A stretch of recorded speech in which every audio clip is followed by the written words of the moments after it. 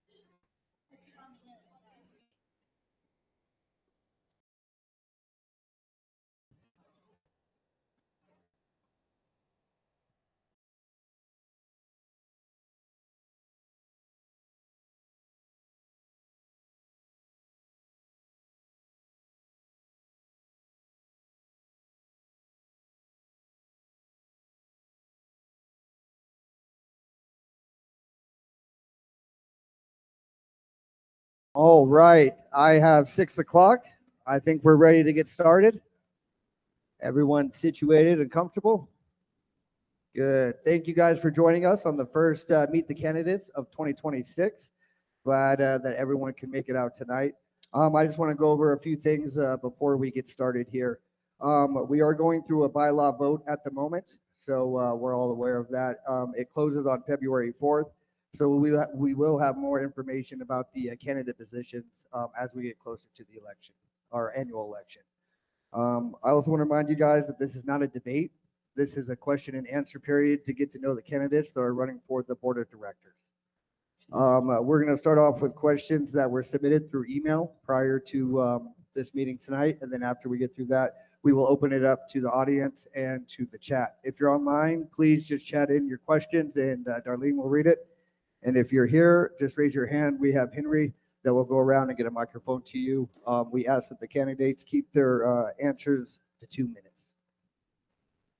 And let's get to meet our candidates. If you guys want to start introducing yourself, John Chilcote, since you're first and foremost. Testing. I'm John Chilcote, lot 2171. And can you hear me? He can't necessarily stand up at the moment. Okay, hang on. His ankle. John, I think you're all right, John. You don't need to stand up. I'll stand up once. I'm John Chilcote. I'm lot 2171, and I'm running for the board. Thank you.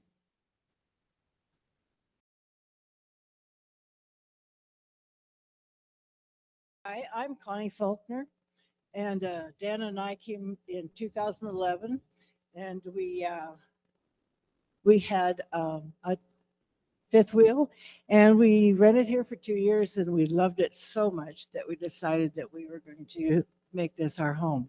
So we bought into where we are now.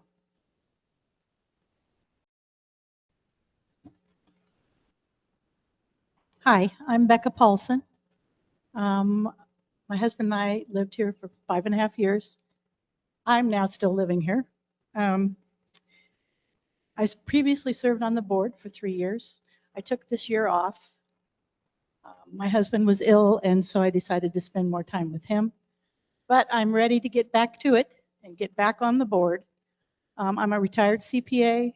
I have a lot of financial background. I really feel like I can bring a lot to this board again and the finance area in particular, although I know a lot about how the board works, so I do bring a lot of experience. I love this community, and I want to really help make it better.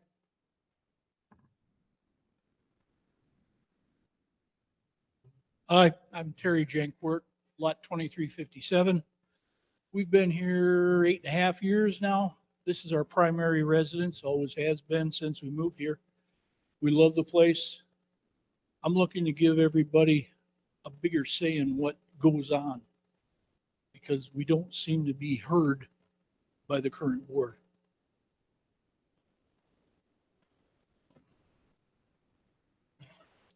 I'm Chuck Garvey, Lot 354, and I'd like to continue running as a director for the next 3 years.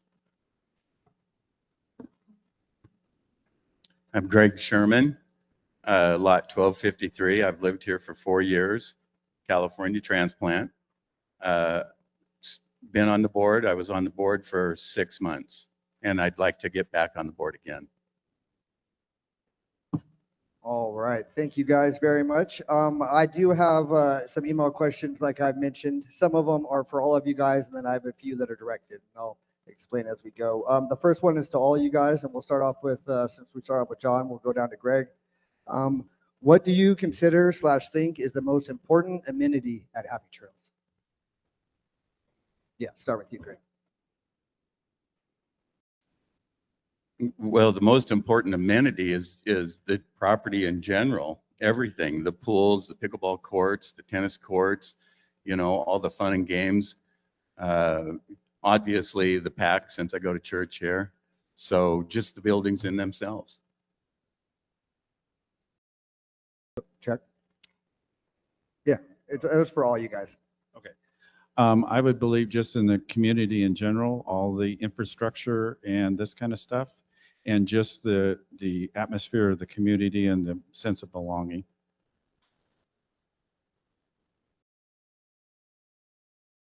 The biggest amenity here is y'all, the friends, the family. It just makes it a wonderful community. And that's what I came here for. Schools and all that are great, but the people are the biggest thing. I have to agree that probably the people are the best amenity we have. However, we do have a lot of amenities here, and I would say that we have more than almost anywhere around in this area. The other big benefit is that we own our own lots, which to me makes a huge difference.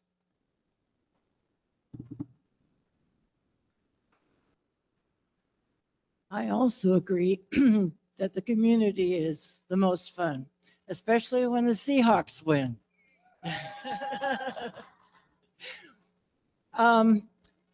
I went to the fellowship here for a while. I worked in the chuck wagon for a while, and it was just fun to get to know all of you and that came through the lines. And after a few months, I could actually remember your names and your faces, which is a hard thing for me to do. I have about 37 years of experience from where I used to work, and I worked in the mill with the guys, and I got onto a safety committee, and one of the things that I found to be the most important was that we actually listened to what their concerns were and try to fix it. And that's why I'm running out on the board. The most important amenity to me, if I think back, you know, we've been here for 21 years now, and I try to remember back, what was the promise of Happy Trails that I heard when we came here? What drew us here? And we have a lot of amenities, which means we have a lot of facilities. We have a lot of clubs. We have over 100 clubs. If you want to do something, you can do it here. If you're bored, it's your fault. We have a lot of goodness here, and that's what drew us here. And I think it's the business of the board to make sure that all of the things that we heard as promises when we came here, investments, wise decisions being made for our futures, our ability to you know, fulfill our aspirations. The board, the business of the board is to make the facilities and the amenities available for that and to meet those promises. So that's what I see. All right. Thank you guys very much. I got another one for all of you. We started with Greg. We'll start off with Chuck this time. But again, this is for all of you guys. Do you support increasing the annual maximum amount our regular assessments can go up by? And if so, to what maximum amount? Our governing documents basically say up to 6%, and that's what we should stay at.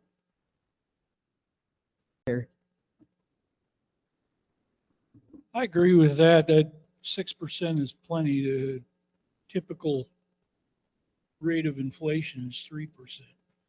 I don't think we should go over that. Can you guys do me a favor when you hold the mics? Hold it up way up here and then close. Thank you. Sorry.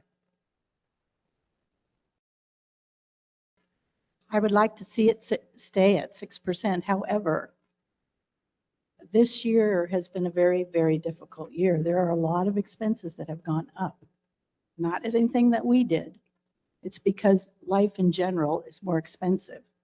And at some point, we may really come to the point that we have to, again, try to increase maximum. If I had to do that, I would put it at probably 10%. Doesn't mean it's going to happen. But look, we have to face reality, which is this year, we are probably going to have a deficit. And that was with a 6% increase. So we do have to think about our future and what that means, and to keep this resort at a level that people want to be here and to keep our property values up.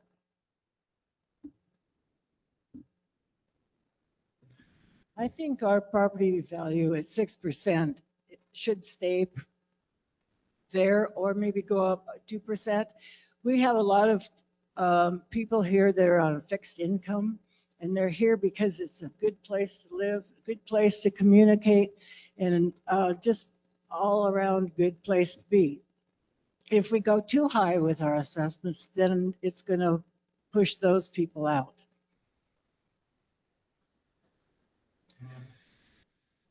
I believe in the assessment being as low as possible. I would not want to see the bylaws or CCNRs or any of the regulations changed arbitrarily. But, you know, we can't promise that we will never have to increase an assessment because we don't know what the future is. At least I don't have a crystal ball. So my goal would be to maintain 6% or less, but there's no promises there. Yeah, we should never charge more than 6% because that's what the CCNRs allow. But we should charge inflation rate. So I'd rather see it stay 2-3%, whatever inflation rate is. Let's stay even. The last financial I got to see was in October. We don't even have the financials out, and in October, it looks like we have $8 million, and we're fully funded in the reserves. So again, I may be reading it wrong, but it said 8 million something fully funded, 4 million in cash. So, you know, I would rather stick with just the 2%, and I was the only one that voted the 6% down the last time we had the vote. Thank you. The next question is for Becca. Your name was on your name was on board documents authorizing 1 million to be spent on 2 annuities and additional funds to be sent for corporate bond purchases. Both of these purchases were outside the scope of our CCNRs 3-16, which mandates our investments be in FDIC insured accounts. Since you did not follow our governing documents last time you ran, why should we vote for you this time? Okay, I've answered this question a number of times, and I will do it one more time.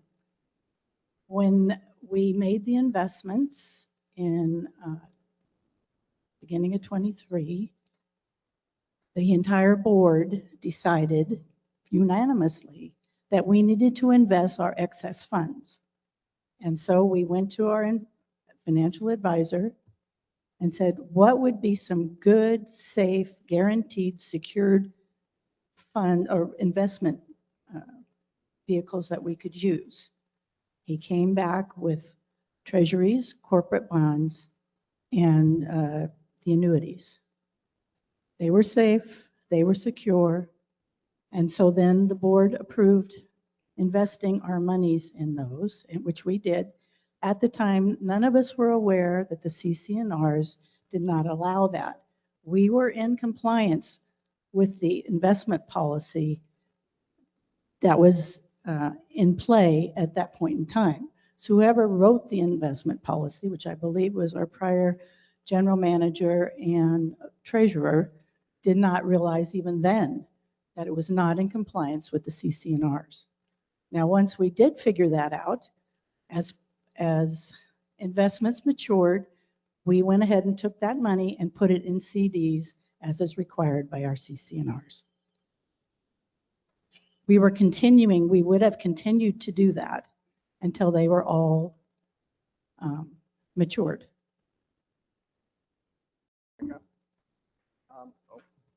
Thank you, Becca. This next question is for all of the board candidates. We'll start off with Terry this time. It's a HomeCo contract question. Given that the HomeCo contract is coming to an end in 2026, the company has poor public reviews. What is your stance on seeking a more effective management company that better serves our resort? And we'll start off with you, Terry. Well, whenever you got a contract come up, you obviously got to explore it and figure out what's best for the community. Are they doing the job? Are we getting our money's worth? That's where we should start. Becca? I think it's probably always a good idea to review the management company and how well they have done for us and what other companies are available, what they might be charging. It doesn't ever hurt to check what other companies are doing and what they can provide to us. Connie? I agree a lot with what Becca just said, but I also think that we need to do a lot of investigating first, see how much experience a newer one would have. And like she said, if the money is comparable to what we've got or cheaper, and still can give us a good product that's better than the one that we have now. I believe that competition is healthy, and I would not be opposed to an RFP being put out to look at other management companies and do a comparison. Personally, I think HomeCo has done an excellent job. They've been hindered in a lot of ways, but competition's good. So what do other companies charge and what do they provide? And so that's a possibility. The contract comes up, I think, in May. So that's something that the board could probably talk about. Yeah, I absolutely think that we should look at other companies. I think that HomeCo has had several problems with employees, and I would definitely want to take a look at another company for sure. I would have to agree that at this point, with the comments and everything else, it would be time to review our scope of work and get input from the residents and determine if the current contract or if we need to amend the contract or go out for an RFP.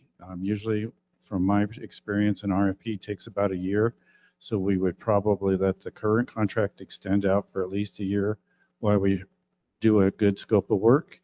But also the board needs to look at all the contracts, because there are several other contracts that we need to do on an annual basis as a board to make sure that they are in compliance every year. All righty, thank you guys. I have another question for all of the candidates. This is a security question. How do you plan to address accountability at the guardhouse regarding unauthorized access to the resort? And I believe we'll start off with Becca this time. Can you just repeat it? I'm having a hard time Oh. hearing you. Me? It's a little Is that a garbled little or bit something. better? All right. How do you plan to address accountability at the guardhouse regarding unauthorized access to the resort? Well, first of all, I'm not sure that is a board responsibility, but I would certainly want the general manager, operations manager, whoever is in charge of that group, to make sure that procedures and so forth are reviewed. If anybody has let people in, unauthorized people in that they should not have let in for whatever reason, they should be disciplined accordingly. I know I've heard about some of that happening. I'm not aware of anything in particular, but obviously we need to address the issue if that's happening. Thank you. Connie?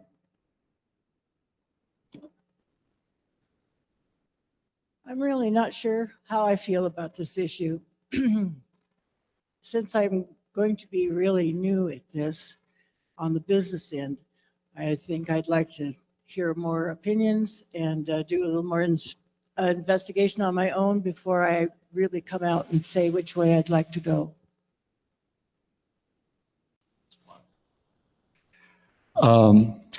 My understanding of the contract that we have with Homeco is that that's their responsibility. And this is a good example of managing and following through on the contract terms and conditions. So we the board, I'm on the board right now, we're not policemen. And we're not peacekeepers. We don't pack guns or anything like that. So what we do is set policy and listen and try to give guidance for the future. And there's a few other things, but management has got a lot of responsibility in our area within the association. We've given them a lot of responsibility, and we need to let them we need to hold them accountable, but we need to let them do their jobs. And there's a lot of nitpicking and picking and constant harassment of management, which I think is absolutely insane. We got to let them do their job and point things out that we want them to address, but let's get real and let them do the job for us. That's what we're paying them for. Everything I've heard about the guard shack, for me, is hearsay. I don't know that I've seen anyone in here that's not supposed to be here. So it makes it difficult. But if people are actually getting into the resort that shouldn't be here, that's up to David to make sure that that's right, and Darlene to make sure that David is following the rules. So I have no say in it, but I think that David needs to, if somebody's coming into the restaurant and they're being let in that way, that he needs to have some sort of a timestamp that allows him to identify that people haven't left the resort.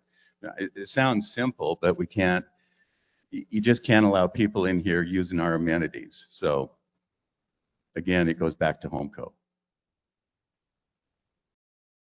I would probably say that it would be time to review the policies and procedures that they have and make sure and work with the residents and verify that those are the current ones that they feel comfortable with. And if we need to make any adjustments, then we would make the adjustments in the policy and procedures and just keep revising it. It's a live document, so we always have to keep updating it. And if that's what needs to be done, that needs to be done, and communicate that to the residents so they're aware of what the policies are.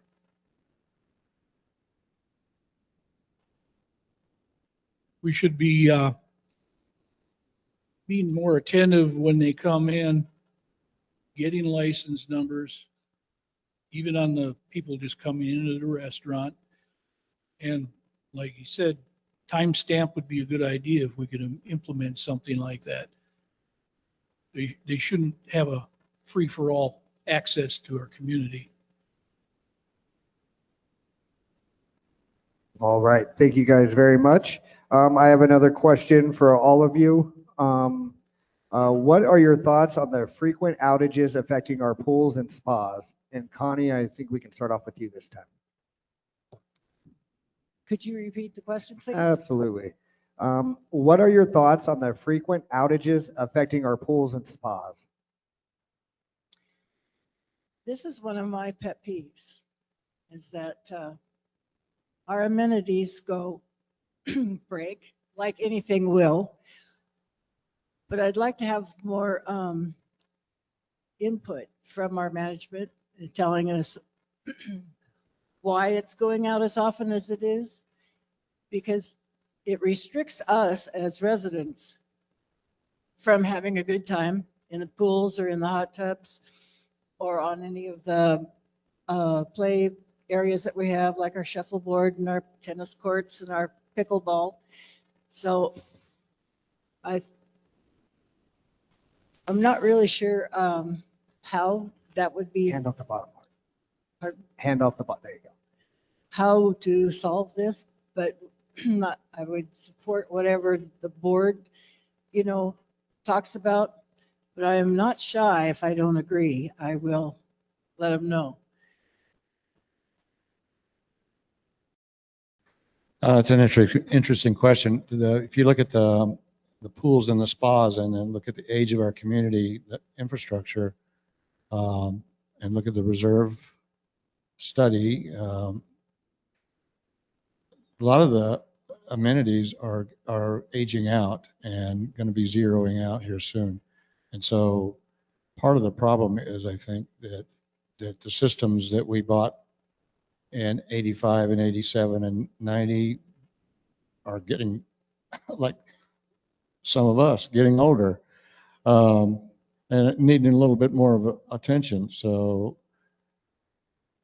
how do you address that? There's new technology for heaters. There's new technology for systems that clean and filter and circulate waters and things like that. I guess we could look at.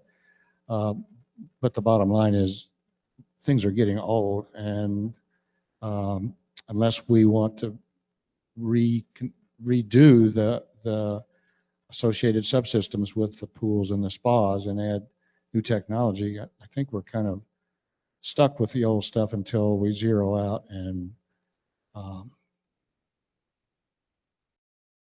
maintenance schedules are important, but things are getting older. Thank you. Greg? The main pool, I think we replaced the heater in that just 3 years ago, so it's basically new. And so this kind of lands on you, Bradley, to have a maintenance program on that. And so, and I don't know the difficulty of it, because remember that the heater that we bought was like a good deal, and then we couldn't find anyone to install it. And so I don't know anything about the heaters and or how they work, but definitely, we definitely need some sort of a check or a maintenance program put in on that. Well, I'm coming from a public sector, preventative maintenance, service contracts to ensure that contractors we are a priority to come out and take care of the problems with service agreements and this kind of stuff is, to me, is the number one thing. So even if we have older equipment, we should already have a service contractor come out, and we should be priority, and the parts should be flown in and whatever service agreement that needs to be taken care of. And we know that the stuff is aging, but a good preventative maintenance or a good service agreement would know that stuff ahead of time. Again, a good preventative maintenance program is key in keeping things running properly. And a service contract would be a good idea, actually. Get us a priority on how fast we get things to fix it.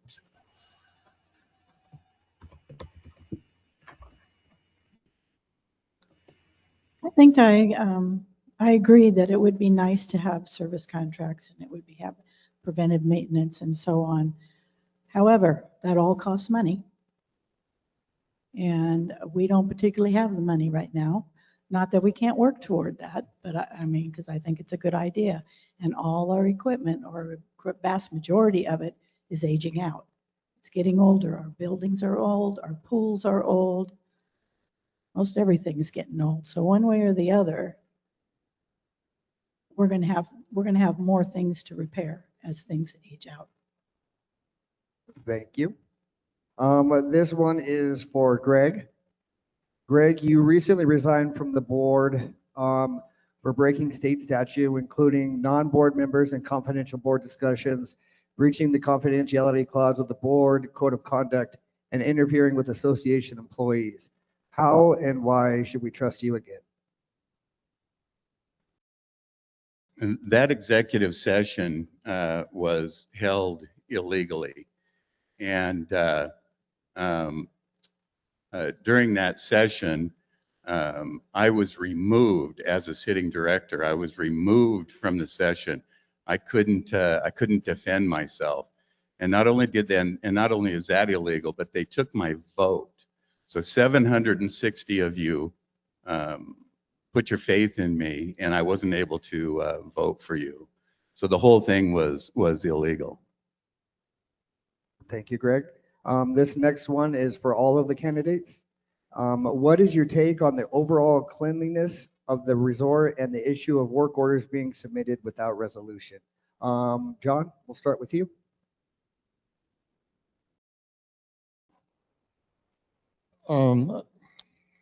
I appreciate all the work, the hard work that our landscapers and maintenance people do here. I see them out all the time. I think that the resort looks fairly good. Nothing's perfect. What was the second part of the question? Give me just 1 second. And the issue of work orders being submitted without resolution. That's a problem. I mean, I've experienced that myself personally. Especially with the DRC work orders where we're waiting for someone to come and clear that out, and so there seems to be a backlog there, and I don't understand what the problem is. Every work order that my wife or I have put in has been addressed immediately I think within 24 hours, and we're not hesitant to put them in. So that part of it is work. There's some strange things happen where it shows up on Facebook as finished but being monitored or something. So there's some terminology there that is confusing to us, but otherwise people's hearts seem to be in the right place. Greg? Again, this is hearsay for me. I haven't turned any work orders in that I haven't been satisfied with. I think the resort is in a general clean attitude. You know, there's not a lot of litter around. The rooms seem to be clean. The windows are always looking nice, you know, and so the general organization of the property, I think, is good. And again, so the work order thing, you know, again, that falls back down to Darlene and Bradley to make sure that the people that are working for them are following through. I'm in this kind of the same boat because every work order I've got has been resolved. I think that as a board member, we should work with management and this kind of stuff, and with the resident. If the resident would like to talk to a board member and say that their work order is not being met, it's easy for, you know, the board represents you guys. If they have a concern, then send an email and somebody will take a look at it. As for the cleanliness, I think it is in a clean manner. My only concern is committees and other groups are always asking them to do extra work, and I would like to have them just do the core work that they've been assigned to.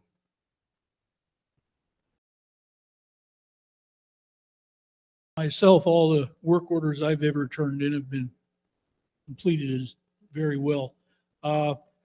I'm on the Pony Express, so we get around the community quite a bit and checking out different safety items. When we've got a broken gate or something like that, they get it fixed right away. We do have an issue with some of the phones that's being worked on from what I was told.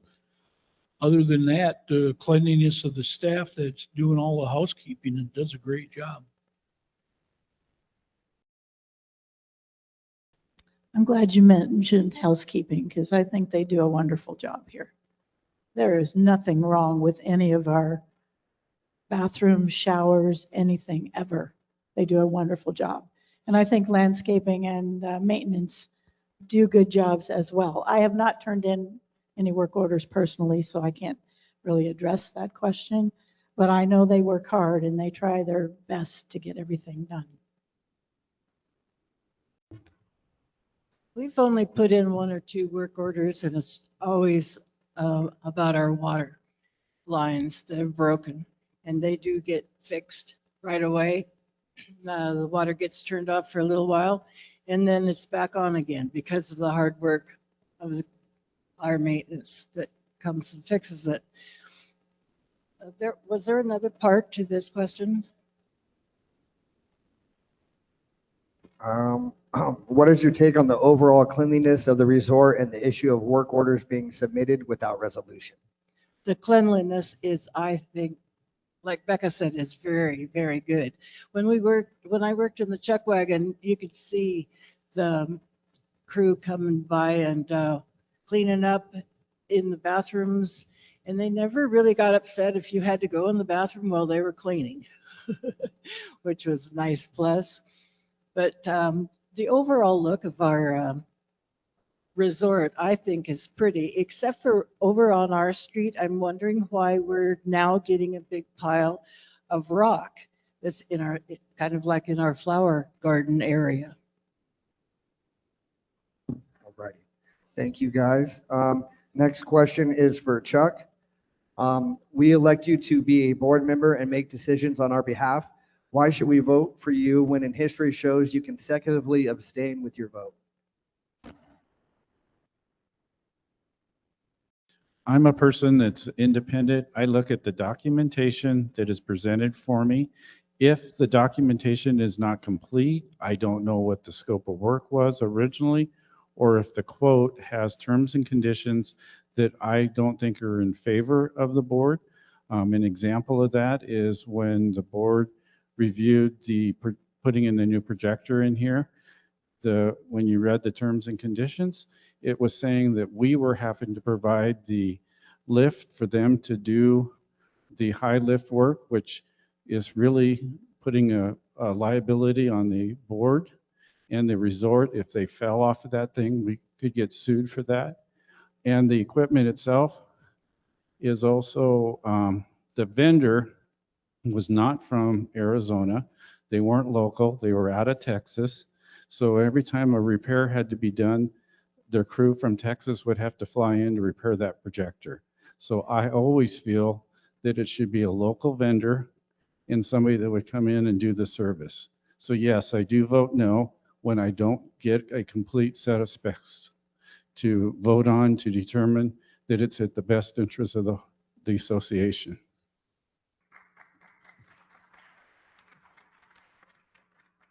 Thank you, Chuck. The next one is for all the candidates. How do you propose to reduce attorney fees if elected? Year to date, we have paid $65,414 and only budgeted for $40,000. We'll start off with Greg. Is what I found when I was on the board for that short time. The president of the board is contacting the attorney one-on-one. And the other board members know nothing about it. There's never been anything brought up to us that we have an issue and we don't understand it and HomeCo can't seem to solve it. And so we should probably hire the attorney to take a look at it. There's none of that. Right now is what's happening is the board president is personally using the attorney as her private attorney and making decisions and then shoving those decisions in front of the board. And then the board, then, at that point has to vote on it. So I think is what we should do is have a little more communication with the board members, the president, and let them as a group decide if we need to hire the attorney. Because right now, HomeCo is actually hired to make most of those decisions. They're supposed to understand the law, and they're the ones that we're paying to do that work.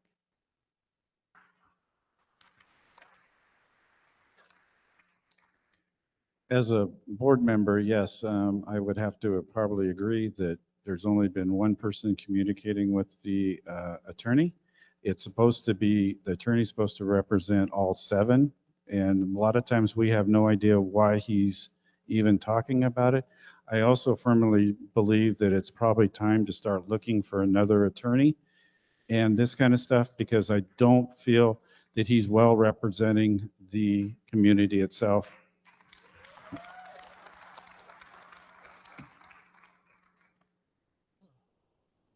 Well, for me, obviously, I'm a newbie at this, so I have no experience with the attorney situation. I've heard several things. My best suggestion would be to spend more time talking between the board members before you jump at an attorney, and look over the rules that we already have. Figure it out a little bit on your own.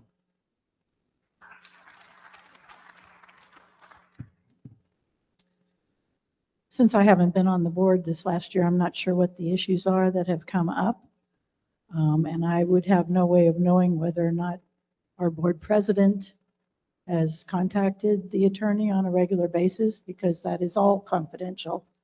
Nobody here actually should know what's going on. I agree the fees need to go down. But how can you, I don't know what issues have come up that are confidential and have to go through the lawyer. Now, every year when I was on the board, they would go up, they would go down, they would go up, they would go down, depending on what came up during the year. There are all kinds of issues that come up. I'm not saying it is all justified, but I think what's been said here, you don't know, because you don't know what issues have come up. They're all confidential. Connie? I agree with what Becca just said and with what Greg said. I don't know what the issues are either that have come up. And the attorney fees, I've heard several people say that they're going up. And we're going to overspend our budget on attorney fees if we don't figure out how to solve this with using maybe HomeCo and our management people first. And then if we have to, and it's an issue that only an attorney can figure out, then I think we should use the attorney. And if our attorney isn't doing what we need to replace them. I agree with that. So this is, from my point of view, can very easily be solved by the board working together with management. Management's got a lot of experience in HOA governance. We have to have open meetings because that's the right thing to do. You need to know what we're talking about and what policies that we might be making or contemplating. So it's a difficult thing to bring out every little issue that comes to light. Now, I know when I first got on the board in August, I got slammed by emails. I cannot believe how many emails I got, and I continue to get them. A lot of those emails have got legal aspects underlying them that have to be addressed. When someone brings something up, management and the board has got to address it. So I'm not privy to the addressing of that with the president of the board and the attorney. I just know that there's been a lot going on, and we have had a lot of documentation that has needed to be addressed that we haven't rewritten in a number of years. And so that's part of the bill that, so it's not clear, you know, it's kind of muddy water. But I do know that a lot of the bill for the legal services are self-inflicted, because we're asking questions that we don't really need to be asking, trying to get a one-upmanship on somebody. And we got to just stop that and let management do their job. Thank you much. The next one is a question for all the candidates once again. What are the 3 primary fiduciary duties of a Happy Trails HOA board member, and how would you personally uphold them? Chuck, we'll start with you. The 3 fiduciary for a board member is investments and funds, the structure, and the overall community. Harry? Same thing that Chuck just said. I'm not that well versed on all that. So like I said, I'm a newbie, and I plan on putting my shoulder to the ground and going at it. But you can learn on the fly if you put your head to the ground. So Can you want ask- to repeat it? Yeah. What are the 3 primary fiduciary duties of a Happy Trails HOA board member, and how would you personally uphold them?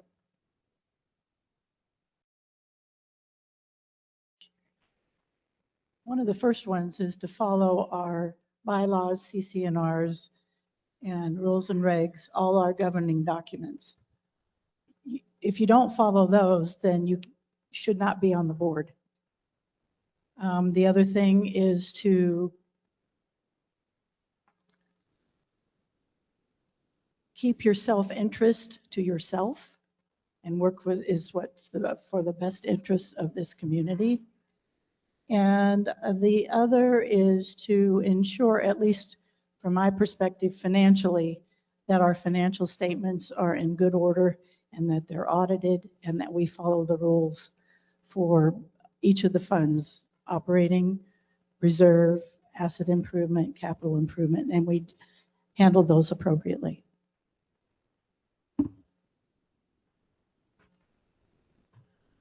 I, like Terry, is very new to the business side of our resort.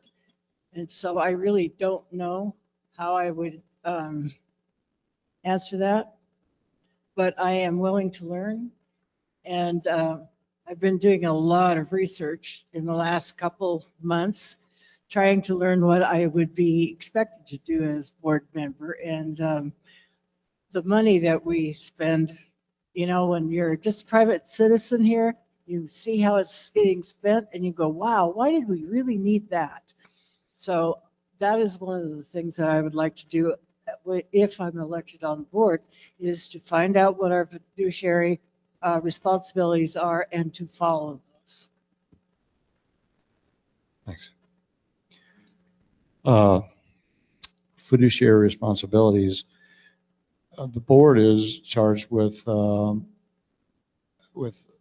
overseeing and administering to the common areas, the common facilities, being responsible for the funds, operating funds, and overseeing the well-keeping of all of those.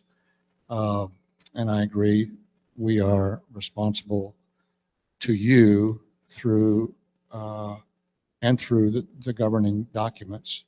We have to abide by those, the codes of conduct and everything else. So, but fiduciary, you know, to me implies legal, monetary responsibilities for the common areas and the common facilities. Greg? Of course, it's financial. We want to make sure that the resort's here in 40 years so that my grandkids can own here. It's honesty. When we're making decisions, we need to be absolutely honest about what it is that we're deciding on. And We also, communications. So hiding behind things, executive sessions, that sort of thing needs to stop and needs to slow down.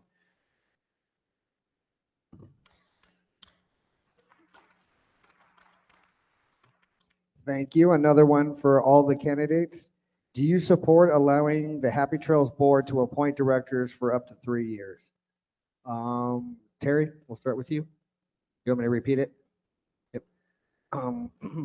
Do you support allowing the Happy Trails Board to appoint directors for up to 3 years? No. That's what's coming up for a vote right now. I believe the board should put somebody in to finish the current year only.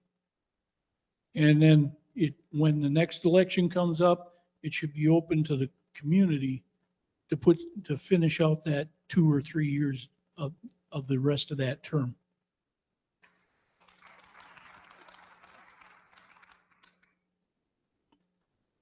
Our bylaws state currently that the board is allowed to appoint people to fill vacancies. It's already in our bylaws. The issue and the precedent that has been set for at least 10 years is that the person that is appointed serves through the remainder of the individual that resigned or whatever, their term. If you don't do that, you run the risk of not having your board properly with proper experience. We just went through the process of having board members appointed for different amounts of time. So at any one time, we've got 3 or 4 people, 5 people on it that have already have experience, because we hire 3 or elect 3, then 3, then 2. So there's always experience on the board. If you cut it off at the end of a current term, when someone's appointed during that term, all your planning for having continuing experienced people on the board will go away.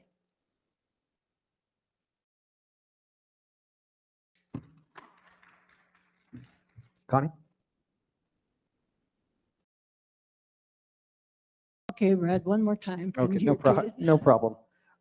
Do you support allowing the Happy Trails Board to appoint directors for up to 3 years?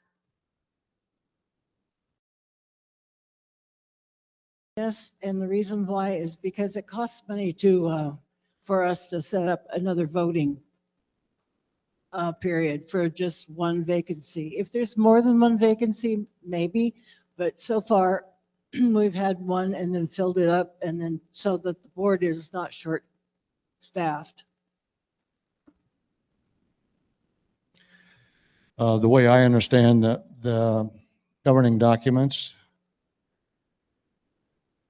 we elect certain people for 1 year and 2 years and 3 years to get the cycle going. And we keep that cycle going so that we can have retain experience on the board. And that makes total sense to me. I guess really you're talking about me, huh? So I'm not like talking about I anyone else. told the board, I do not want to be illegitimate. That's a joke. But precedents, I mean, when the regulations are questionable or unclear, you look back to precedents and see what have previous boards done? How did they grapple with this decision? And what did they actually do? What decisions did they make? And then you make your decision based on that. But we've got a chance to vote what you really want. So it's up to you now whether you want to maintain that precedence and keep that cycle going or not. That's your decision. Absolutely not. Is what it does is it incentivizes the board to remove members like they did me because they're not fond of them. And so that is just not, that's really a bad idea to do business in that way. The person that they put in the spot should just run for the next year, and then you get the vote. We don't want to stack the board.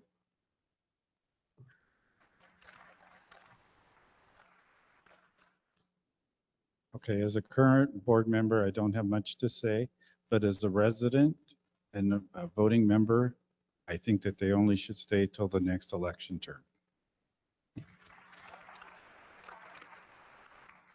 Thank you very much. Next one is for all the candidates once again, and we'll start off with Becca. What is the legal purpose and limitation of executive session under Arizona law? Well, yeah, what is the legal purpose and limitation of an executive session under Arizona law? I don't know if I can answer this or not. I know the basic premise is in executive session, you are discussing individual issues for individual people, usually that live here in the resort. That is a private business. You cannot discuss it in the open. Other than that, I'm not real sure.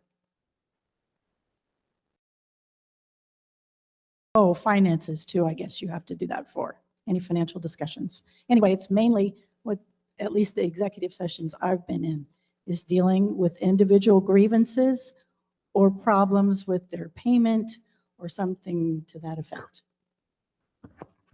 Connie? I don't have any experience yet as what the board does and what we're responsible for.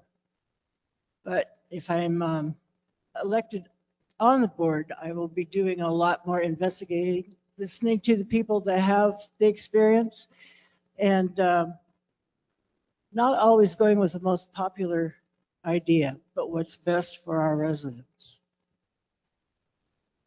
Executive sessions are very, very, very limited. There's only 4 things that can be used for executive sessions. I'm not sure I remember all of them, but they're personnel issues, individual lot owners' requests or fines, or talking about confidential information about that person. Very limited. So it's not, there's no decisions supposed to be made, no policies made in an executive session. Thank you. Greg? The executive session is supposed to be whatever item they tell you, and they have to let the members know what the executive session is about. And during that executive session, you can only talk about that one specific item.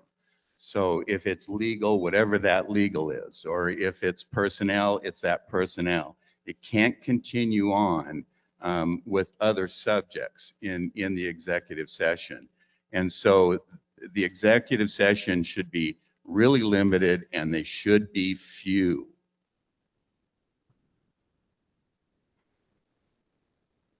Executive session, according to the state, what I can remember is legal, personnel, contracts, any kind of penalty against an owner. And basically those are the areas that are talked about. And from the legal standpoint, it's only when the association is being sued or any kind of legal aspects at all. So it's only basically about 4 sessions that the state only allows for executive. And here again, I am the newbie, so I follow from what Chuck just said. Like taking care of personnel when you're running a company. You got to keep it confidential. You got to keep it close to the board. You don't go blabbing everybody about it. Thank you, guys. Another one for all the candidates. And did we start off with Connie last time? With you? Okay, so Connie, you're up. How would you rebuild trust in the community where homeowners fear speaking up?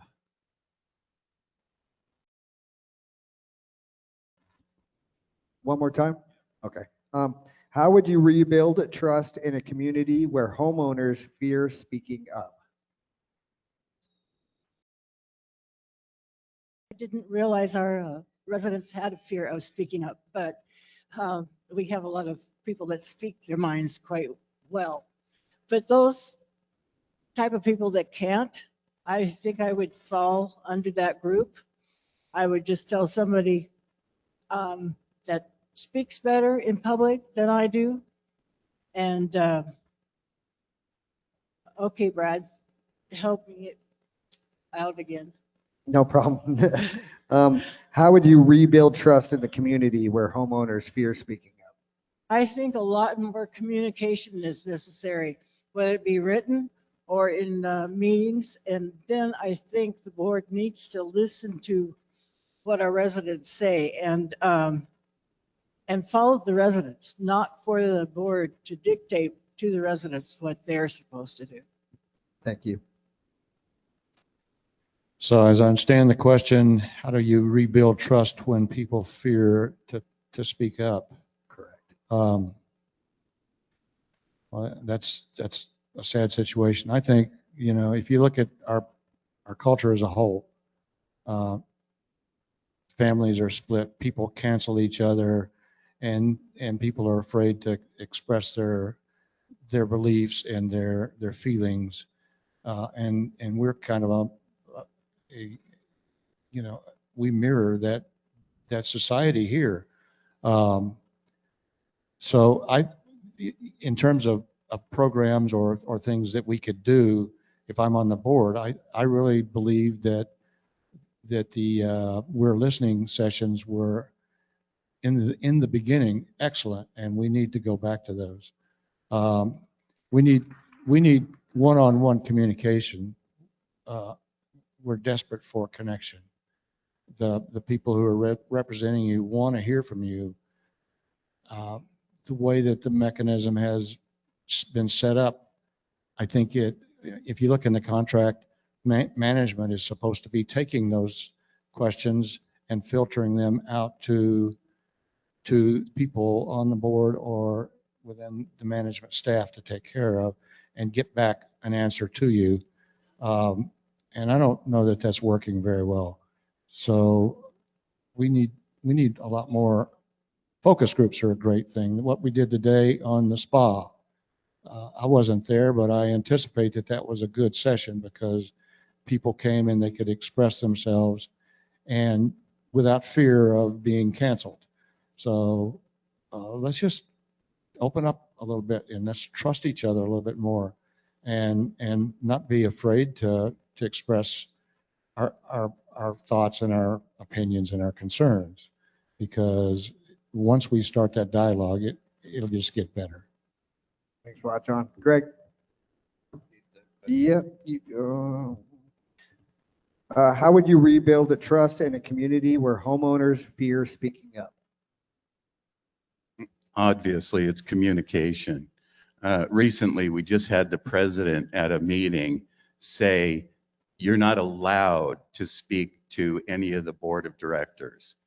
And when the president says that, there's a certain amount of people that are going to fear. It's like, well, gee, I can't talk to this person. And I only get 2 minutes once a month to express myself. And so it's open communication and bad communication, giving the members bad ideas, like you can't talk to a director. And it's just so open communication. The more we talk, the more we learn also. You guys are doctors and lawyers, and we get a lot of information from you also. So yeah, communication.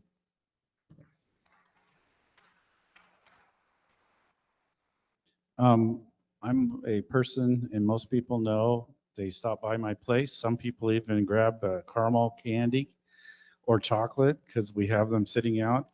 I have no problems meeting with anybody individually. My policy is when I ran for the first term that I'm available for everybody. I have no problems. I went out to the ranch when we had the issue with the ranch, myself and one other board member, and met with them one-on-one and came up with at least a part where they understood, their frustrations and this kind of stuff, I have no problems. I mean, I live in a travel trailer. I have an open patio. People stop by all the time. Like I said, I have caramel, I have chocolates. If anybody wants to stop by and just grab something, I mean, I've even had people walk by and just say, I really don't care to talk to you. I just want the candy that's in the back or in the things. So I am perfectly happy of meeting anybody one-on-one. So if anybody's afraid to talk in the public, stop on by.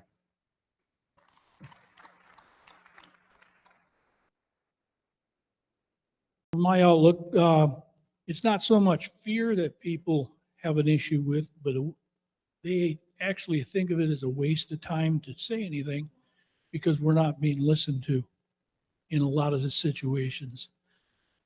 Little or no information on what's going on, no specifics, and here it is. This is the way it's going to be, and that's something that has to change.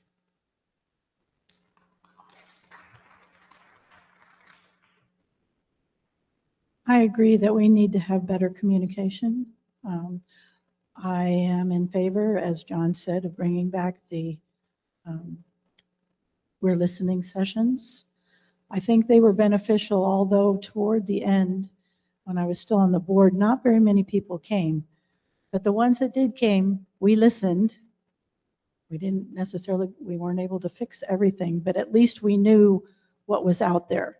And it was very helpful. And I think we can look at bringing those back. The other thing I found helpful was at a town meeting is not necessarily just with when Jennifer came up and answered questions, but to open it up for questions. Have a group of people on a certain topic and let them ask questions at the town meeting. That's where it should be. That's where we should discuss a lot of things besides the we're listening sessions. So I would like to see maybe some of the formats of town meetings change some to get more open communication. Thank you. Another one for all the candidates, and we'll start off with John this time. What principles should guide the annual budgeting process at Happy Trails? I can repeat it if you need. Yeah. What principles should guide the annual budgeting process at Happy Trails?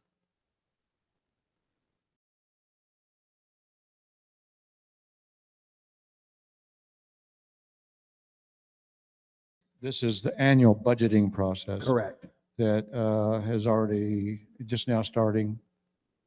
And I think that the process has got to have a bottom up, not a top down direction. So the direction needs to come from the committees. The committees are the heart of what's going on here, and they know what the needs are because they're listening at a more grassroots level perhaps than some of the rest of us. And they're getting inputs as to what are concerns, especially like BGM. That's one of the big ones, and that's one of the things that's got to be filtered into that we often forget about is the long range planning and the reserve budgets. Those drive because we have, when things are zeroed out and we have to address them, that impacts our budget.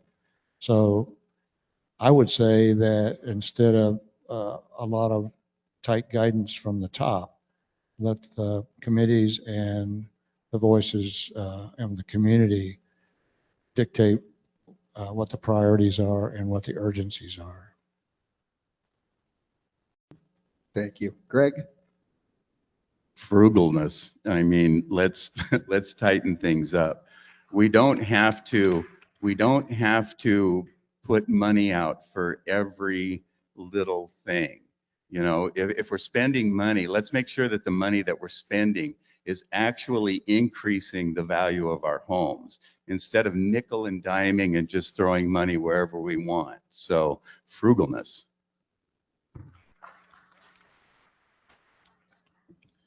Basically looking at our operating funds, where they're currently at, where the trend is going to be, and also looking at our reserve asset accounts and also the reserve study and determining where we need to put our money in to meet those requirements and also cut back on areas that we don't need to, that are showing less profit or less asset improvement part of it, and trying to eliminate them and or just get rid of them at this point.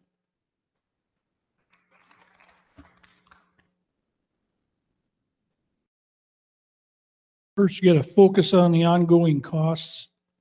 What it costs to run the resort, pay his staff.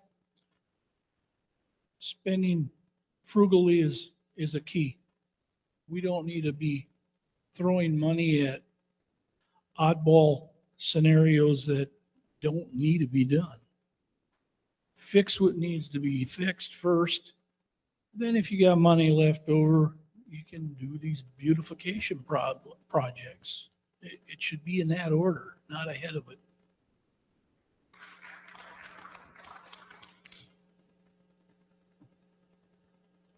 I participated in the budget process for several years now. And you have to start with your fixed costs. You've got salaries, you've got insurance, you've got home co costs or our billing and all sorts of things. You've got to start there. Those have to be covered. Like it or not, we have to pay them. We have to pay our taxes. We pay taxes on interest that we earn. So we have to take that into account. We have to have our books audited every year. So it's a cost we have to pay. You also have to look at your reserve listing. What items are at end of life? What items are going to have to be taken care of in the very near future? That's where BGM comes in. You can have committee input, but BGM is extremely important. They should have that list of projects, those things that are coming up that we have to do to maintain this resort in at least where it is. I'd like to see it improve beautification wise, but if we don't have the money, we don't have the money. But BGM is very important in letting finance know what's on the horizon, what's running out of time, what's at end of life. It doesn't mean it's going to die tomorrow, but what do we need to be looking at? And that is that committee's main purpose. And it really has to feed into the finance area every year so we know, at least for reserve, what we want to spend. Then there's also asset improvement. That's one that's a little more flexible. That is more for, depends on where the board wants to head with it. That's money, it's kind of our ace in the hole. We want to spend it all, but we can use it for special projects if we need to as we move forward.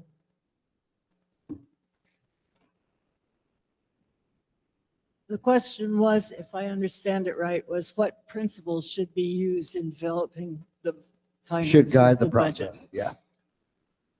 I agree with Greg. Frugalness, and then we need to be really careful who we hire, because we don't want to have to hire 3 different companies to come in and take care of one project that was done half-heartedly by one crew, and then we had to replace them. And that's happened a couple of times. So I think we need to be really aware of who we hire. And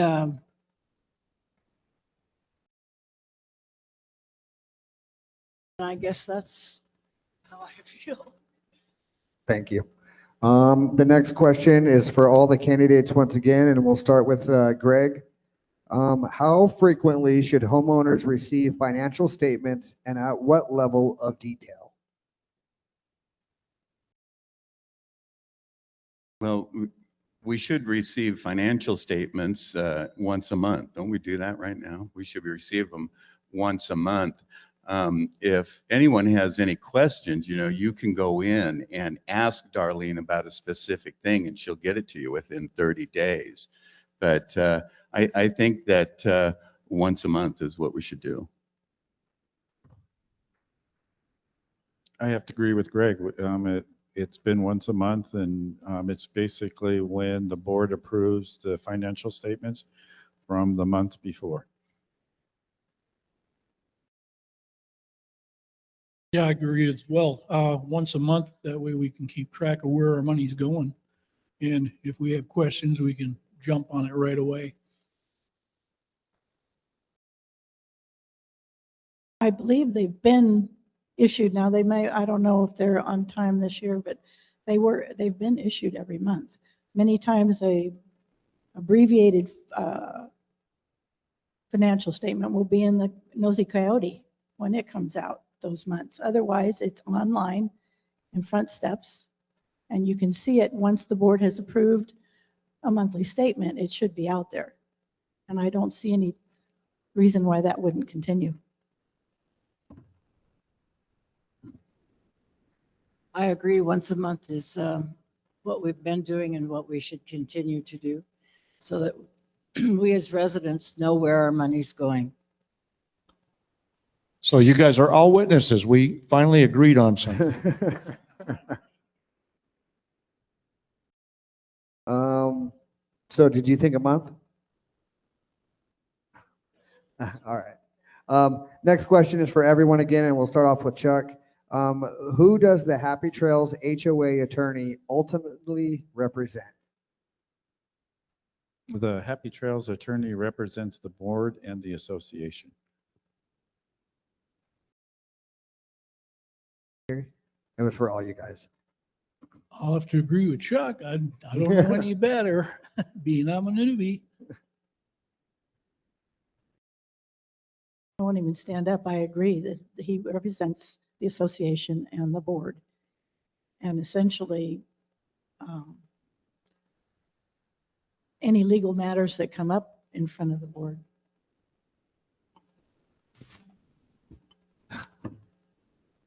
I agree. I agree. Awesome. Another one for all the candidates. I agree. Oh, I'm sorry, Greg. I apologize. I just assumed you'd agree too. This is another question for all the candidates. What role should homeowners have in board meetings, including asking questions before decisions are made? Where did I leave off with? I think Chuck's up. Yep. Yep. Okay. The question is, what role should homeowners have in board meetings, including asking questions before decisions are made? The board, all the residents.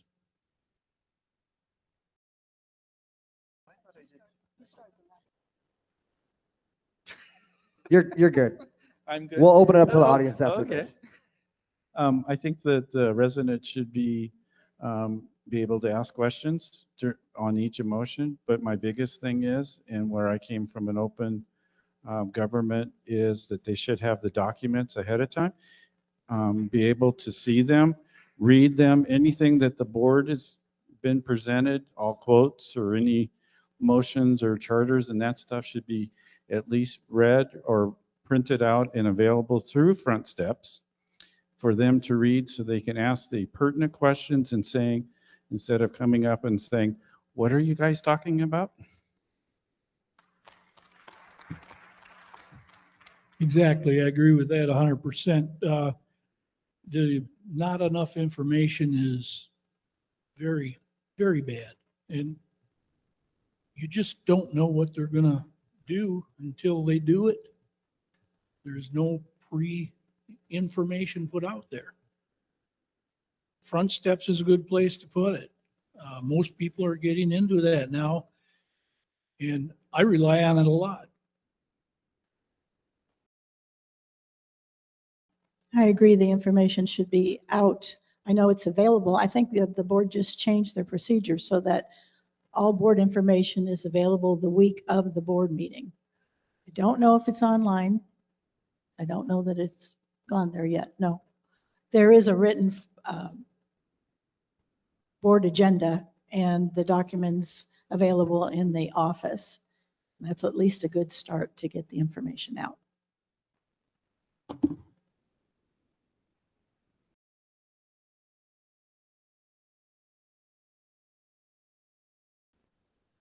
I agree with what Chuck said. I don't think 1 week is enough time for us as a community to go and read and digest and talk to our friends and see what they think. I think the information should be out there sooner, especially when it's a big item.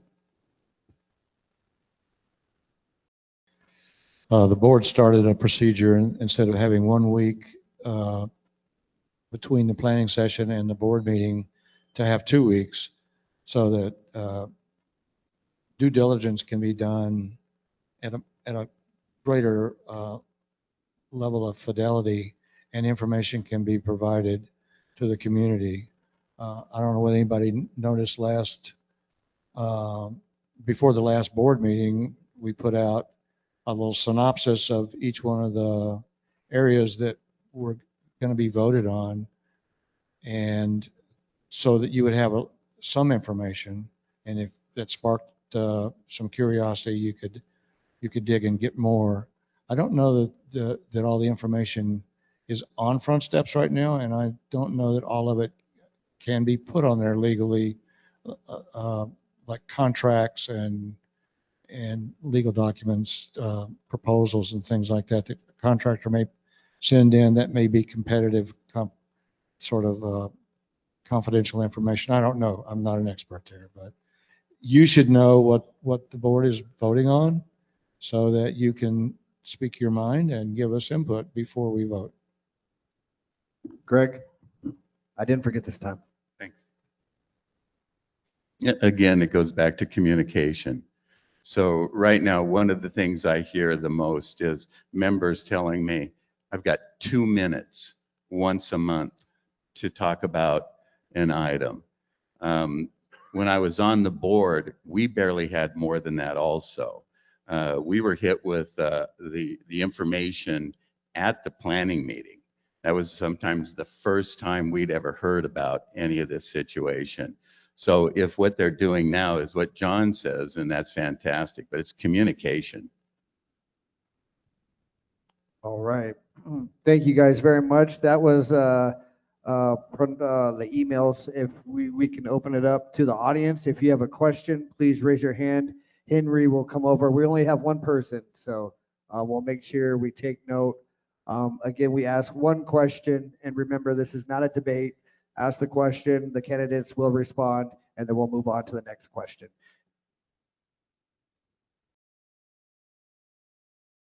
And if you're online, please write down your chat.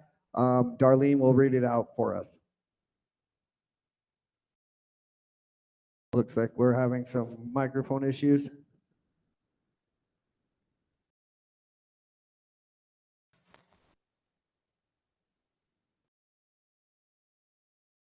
It's on. Check it. Hello, check. Well, after the bylaw vote.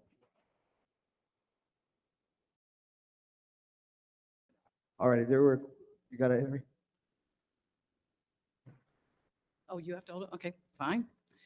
Last year, at this same meeting. I'm sorry, is it a direct question? Michelle Stoltz, lot 444. And then if you're going to direct it to one candidate or No, all of them, just No, state this that, is going to please. ultimately be directed to every candidate. Okay. Okay. Last year, at this meeting, I brought up, and I was reading from an email that Becca had sent regarding the discussion of the investments for the annuities that occurred in an invalid executive session. And at that time, I asked all of the people, the candidates, what would you do if you found yourself in an executive session where something improper, illegal was being discussed? Unfortunately, I feel like I have to ask that question again this year because it appears that the process is continuing. So again, I am asking every person that's a candidate up there, please tell me in detail what you will do if you find yourself in an executive session where something improper or illegal is being discussed.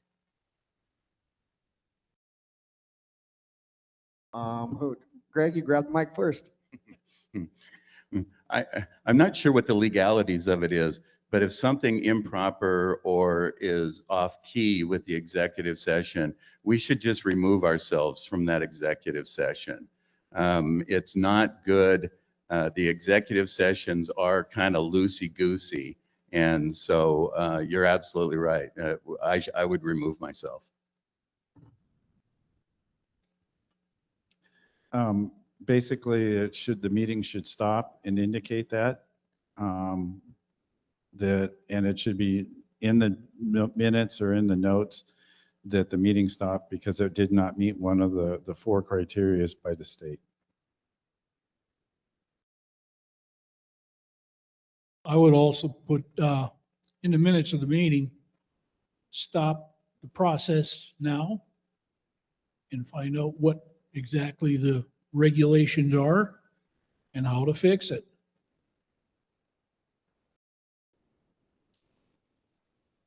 I don't know that I've experienced an exec session that was outside the limits of what is allowed or proper, but I would also have to call it out and say we should end the executive session. And I agree with that. If it's illegal, we need to stop it and find out why it's illegal and what we can do to bring it into focus in the correct way. Yeah, I agree too. Yeah, stop what you're doing and document the reason that the meeting it ended, or stop that discussion and get back on track if that's the right thing to do. All righty. Thank you. Did we have one online? Hold on, Henry. I think we have one online.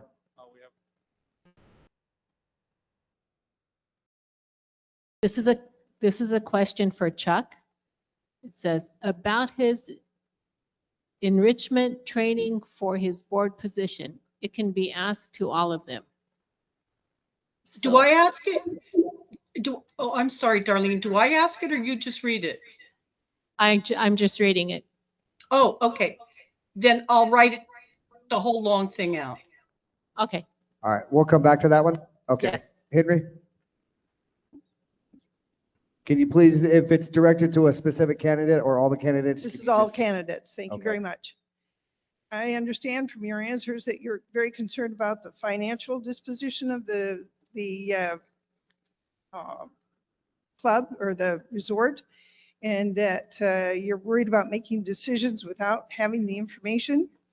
I want to know when you last received your financial statements, and what are you doing to update that and make it a bigger priority for the staff to make sure that you have the most current information regarding the finances of this resort. Thank you. I believe that was for all you guys. So Greg? Sorry, Sandy Elliott, 1105. 1105. So we're not board members right now, except for one of us. Two, I'm sorry, John. The financial statement, the last one I saw was October. I think it's October. It's not something that I know anything about, and we're 2 months behind. So it makes it real difficult to kind of figure out what we're doing here. As I guess a co-chair treasurer, appointed co-treasurer, I attend the finance meetings and the long-term investments. And so that's the area that we look at to verify if there's a trend that's out of whack or there's in that part of it. So that's when we report to the board if there's any kind of a trend at this moment, any plus or minuses that we need to take a look at. And so then at that point, it's up to the finance committee to report to the board of anything that we need to be concerned about. And again, being a newbie, I do not know that much about the finances. I've looked at the actual finance report on front steps, and it's very detailed and there's a lot there, so it'll take a while to figure it out. But I'll endeavor to do that.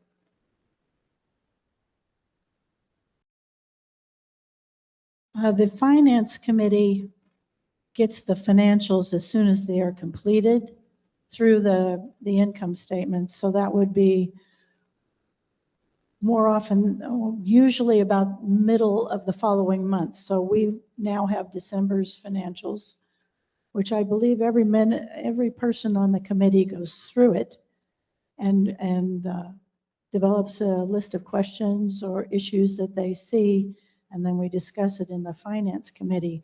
They cannot be posted online until the board approves them. That's why they're so far behind in Front Steps or in the Nosy Coyote, because until the board approves the financials, they cannot be posted. But I can tell you the finance committee looks at them very closely every month. I picked up one of the financial reports, and I do believe it was dated in December. And I went through each line item that ended not being in the financial end and don't want to be. I was a treasurer for the Lady Putters, and I know how balancing a book is real. Your checkbook is really, really important.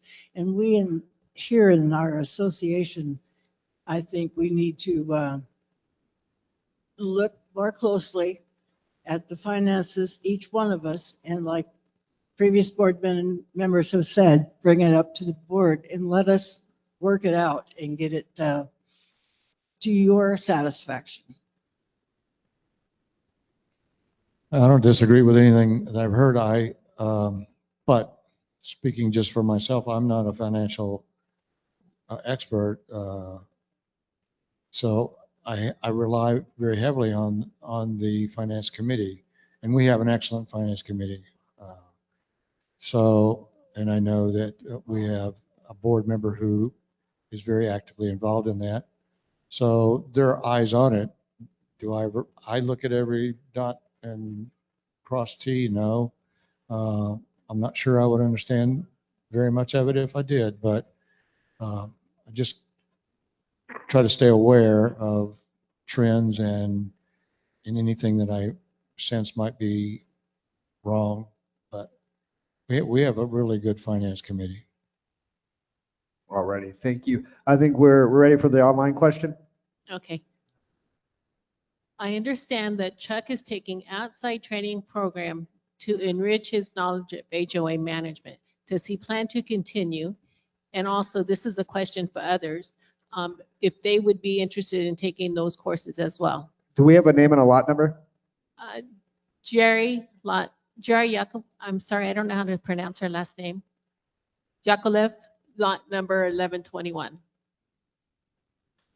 Yes, when I first got on the board, I found out about the City of Surprise having an HOA academy and a workshop. I attended it, and I missed a couple months during the summer, but I have been taking the HOA virtual academy classes.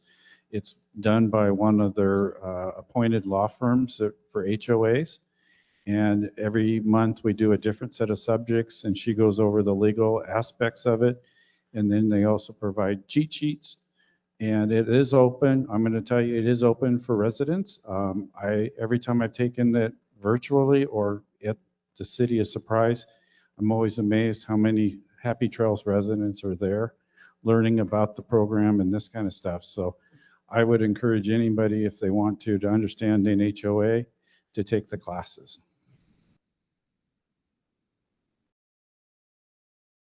Well, that was directed at Chuck, but then kind of open to everybody, correct? So if everyone wants to give it an answer. It's an excellent program. I have done a couple of them, and I appreciate Chuck sending me that URL so I could become aware of that. It's a good thing. So I encourage you to check it out. Yeah, I also, Chuck also invited me, so it was his work that found that. And so I have not yet been to one, but as a board member, I will increase my education. Harry? I believe the offset question was, do you guys plan on growing in the HOA education if elected? I No, believe I was the haven't. roundabout. I haven't been to any of those. Chuck didn't mention it to me. But yeah, and he had talked about them, so I figured if we get on the board, we'll get into it. Becca? I've participated in a lot of the HOA, in particular legal and financial seminars that have been online. I did it the whole time I was on the board before and have participated in a couple since then. They were very good, by the way. They really clarified a lot of issues, at least are questions that I had in my mind about different various aspects of HOA governance. I'm excited to hear that it's open to the residents. I think education is one of the things that I need more than anything else. Being a new candidate, I will be educating myself whether I'm on the board or not. Thank you. I think we have another one in the audience. Name, lot number, and then if it's directed toward a candidate, please state so. Rick Schmunk, lot 1314. I just need a raise of hands of all of you guys that would accept a statement. It's not what you make that give you what you want. It's what you save. Will you raise your hand if you agree with that? And if you want me to repeat it, I will. It's not what you make that give you what you want. It's what you save.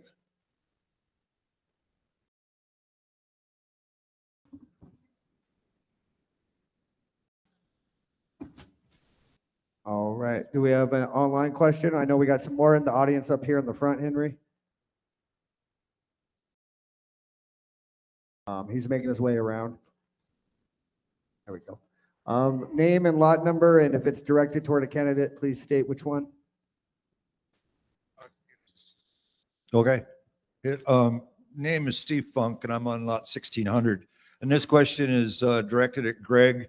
I want to, give me a second here to kind of put all this together, what I want to say, because it's one question. It's rather long and drawn out. But, Greg, you were asked a question by somebody online, and you were asked why you should be trusted with our vote.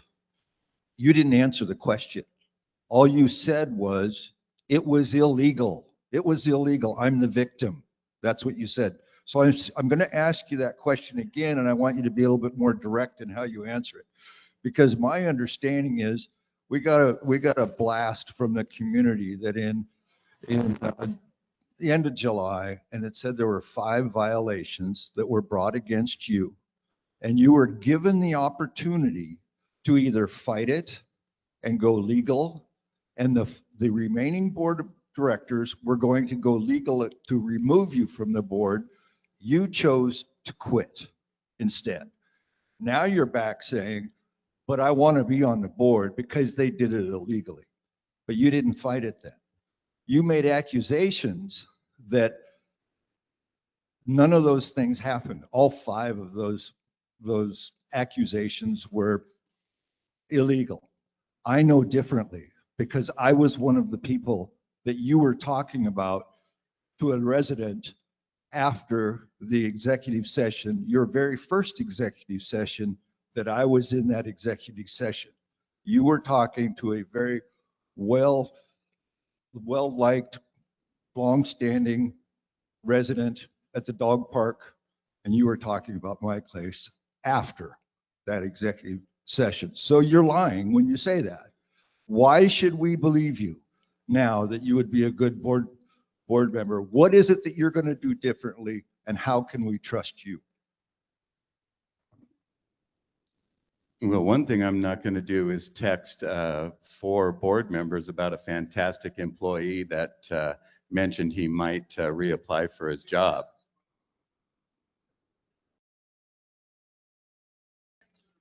Okay, ask the question. I believe, I got it. I believe the question is how can they trust you after you broke state statute? Okay, because I love the resort. Now, I resigned because I would have had to hire an attorney. Debbie and I would have had to pay for that. That could have ran up to tens of thousands of dollars. That is so unfair to do to a director. And so, yes, I'm a fantastic director. I was a very good director. And in the short time I was there, we got a lot of things accomplished in that 6 months. And so I love this resort, and you can trust me. And I had 760 people that trusted me to give me their votes. 2/3 of the voting public here. Hold on, let's see if we got other questions first, please. We'll see if we got other questions, Steve. We'll get back to you. Hold on. I'm sorry. That's what I'm breaking down, Steve. We're gonna see if there's other questions, and we can circle back if we have time. Are there any other questions in the audience, please?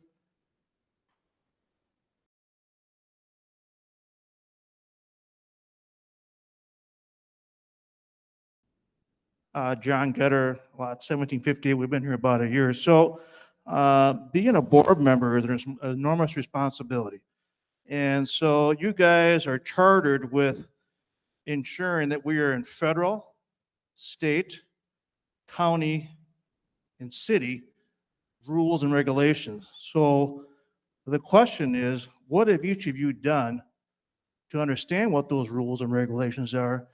And what governing documents have you read front to back, top to bottom, to ensure that you understand what your responsibility is? I believe that was directed for all the candidates. This is directed at everybody. Okay, all the candidates. Is what I've done is I just learned on the fly. So the 6 months that I was in there working, I listened to our attorney, I listened to our president and the other board members, but I did not aggressively search out education. I basically read our governing documents. I may not memorize them, but I do try to remember where they're at in the places. I've highlighted them. I've also, like I said, I'm attending these HOA classes, and they're really great because the attorney goes over rules and regulations, and she goes up to every 5 minutes of every session at the beginning. She goes over any new legislation that the state's going to start requiring HOAs. I've also, it's sometimes as bedtime reading, I can fall asleep faster by reading rules and regulations. So sometimes I do that, but I may have to read the same chapter over and over. But I do try to keep up on the documents. I've gone over the documents recently. I've been involved with the DRC, so I do have a good working on where that's at. And being that I've been here almost 9 years, I've dealt with the DRC on many projects that I've done in my own home. So, but it's an ongoing process. I've read all the documents, articles of incorporation, bylaws, CC&Rs, rules and regs, design guidelines, club policies, ad infinitum. And I'm very familiar with all our governing documents. When I first came on the board, we got a manual. I think it was, I don't know if it's our lawyers, but lawyers that just had all kinds of documents, state laws, not city, county laws, so forth, that I also went through. I haven't reviewed it lately, but I'm very familiar with all our governing documents.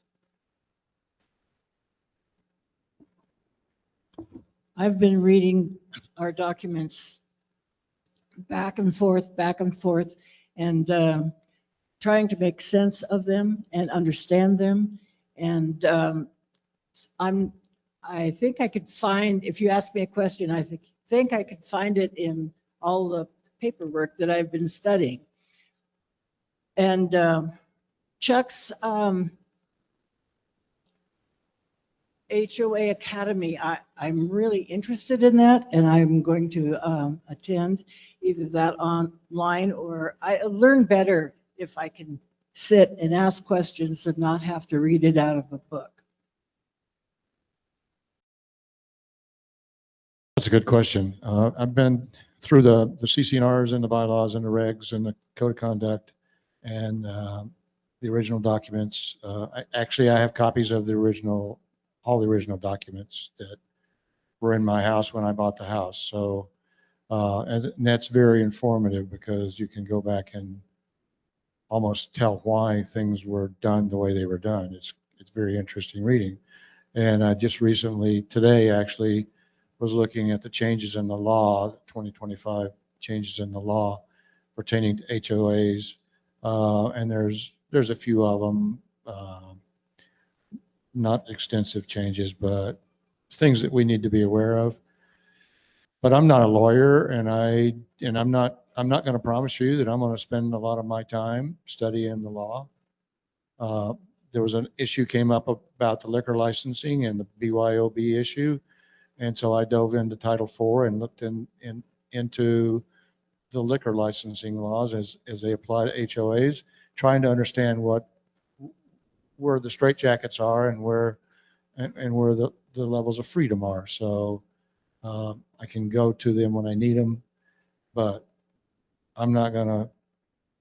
This is not a 48-hour a week, 60-hour a week job. I'm not going to spend my time reading all those documents and memorizing them, but I think I know where to go to get them when I need them. Thank you, John. We got any more? I know we had a couple in the front and a couple in the back there too. Skip Stiles, lot 2348. At the last meeting with the president, she advised us we could not ask a board member a problem. Then I read the Noisy Coyote, and the guard shack advised us, don't come to the guard shack. And I thought it was, if you see something, say something. If you see something, say something to who? That's for everybody. Right. That's where you need to speak to board members. Everyone has board members that they trust more than others, or they live closer to you or some sort of thing. And so, yeah, if the board is cutting you off from open communication, it's not doing anybody any good. It's not doing David any good at the guard shack or the board. Nobody knows what's going on if you can't get your questions out.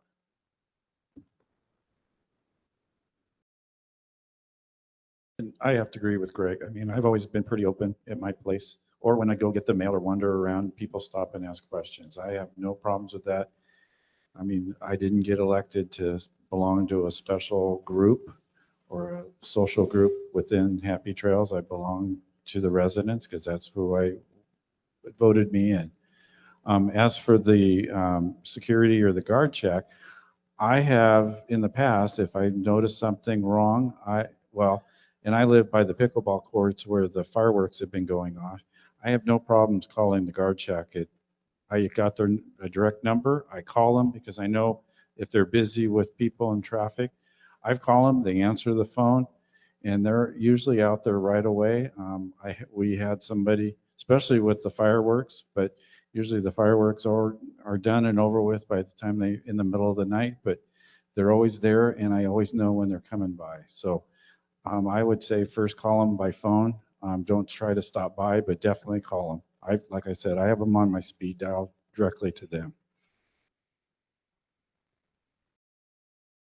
Yeah, you should call the guard shack. They're always there. We call them all the time for when you got people coming in, or if you got a problem. When we're on the Pony Express, we do the same thing. As far as talking to the individual members of the board, I don't have a problem with that either. Your voice should be heard, and that's the only way you're going to get it out there.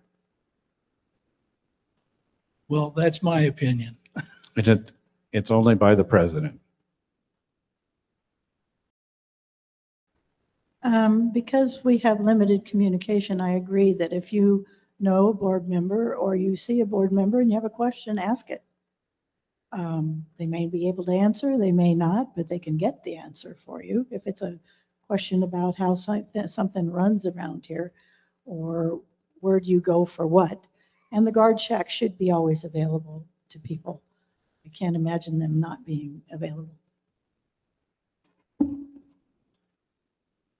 I agree with Beck on this. I've had to call the guard shack, not only to let in my family, but because we've had a problem. And they've always taken my calls and never asked me not to.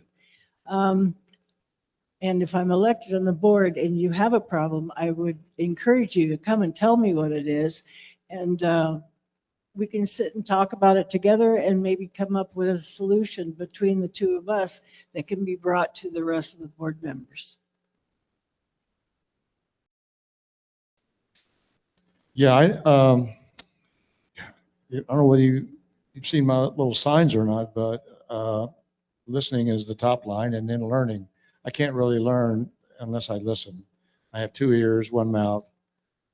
I should keep my mouth shut and listen. But on the other hand, don't expect me to speak for the board or give you definitive answers. More than likely, if you bring something up, I'm just going to write a note about it and get back with you when I can. It hasn't been a problem so far. I kind of anticipated a lot of people asking me a lot of questions, and I've only gotten a couple of dozen in the time I've been on. So I think it's totally manageable. Come talk to me.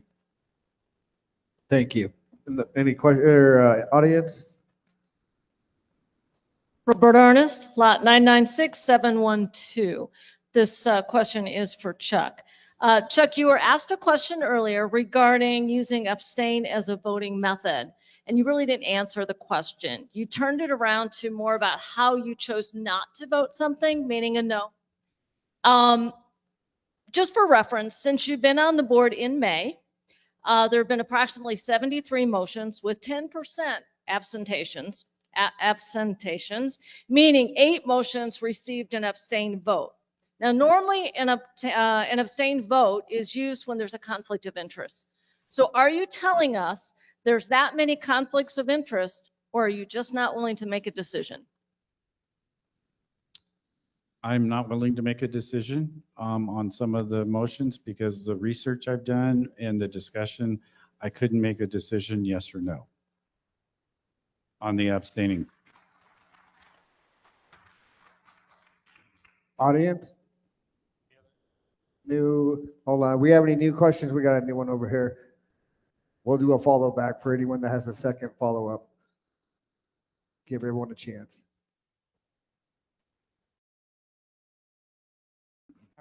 Marla Festinese, lot 2323. Thank you very much, all of you, for volunteering.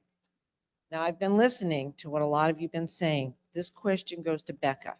I do not know you, Becca, but somebody did, I don't know if it was an email, but there was a question regarding what had happened in the past with the CDs. You said you did not know enough in the bylaws or the CCNRs, but since then I have heard you say that you've been reading all of them, you've read all of them. So I'm trying to understand why you allowed something like that to happen, especially since you were the person that signed off on it. I said I have read all the documents now. I had only been on the board about 6 months when this happened. And the entire board decided, because we have available cash, we needed to do something with it. And the current investment policy that was in practice then allowed us to do the things that we did. We made a mistake, but at the time, our CCNRs and the investment policy were at odds, and nobody really figured that out, including me. And I probably maybe should have known that, but I did not.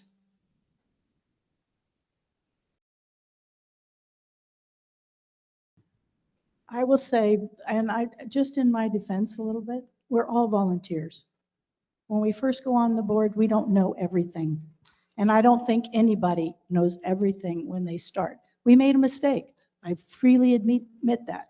But the other thing I want to say is the year that I came on, 21, 22, just as I was getting elected, that year, at the end of the year, this community only made $6,500 in interest. The next year, after we did some investing, it was almost 48,000, 47,900. The year after that, we made $151,800. And then 8 months into the next year, the end of December, that's the last statement I'd had at the time, we made $131,600. So I don't think we really did anything horribly wrong. I agree it was a mistake, but we did not suffer any penalties for making those investments. Thank you. Do we have another one? Debbie Heim, lot 1157. Hold your hand up on the mic a little bit, please. The antenna's at the bottom. So there you go. Okay. Debbie Heim, lot 1157. I've asked this before and I just wondered what information has gone out in paper form so that people who have either do not have a computer or for whatever reason are not into the electronics. I found out just a couple of days ago there was an election going on right now to change the method of voting and stuff for the board members. I found this out 2 days ago when I was coming out of the post office. My phone, which is what I use instead of a computer, happened to be really on the blink all week. And I was not able to get it. I've asked this before, if we could start getting some paper copies out for communication. Doesn't have to be a lot, maybe 10 copies, somewhere where people could grab them when they run out, then put another 10 out. You don't have to use all the paper in the world or all the ink, but something. And I'm asking this of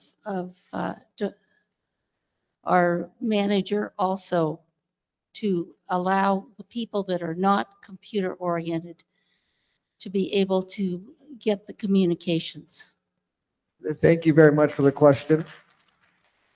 I will state that we do print out the newsletter on Fridays and we have them available in the post office as a paper form. We've been working with the communications committee on making sure that is a frequent thing. So that's been happening the last few weeks. So even if you don't get the electronic one, there is paper in the mail office. And can we please direct the questions to the candidates, please, if we have any other new ones? Bill's. Yeah, just don't hold the bottom. Move your hand up. No, up toward the top. Other up. Move my hand up. There you There go. we go. There we go. Bill Swirsky, lot 2250. You're right.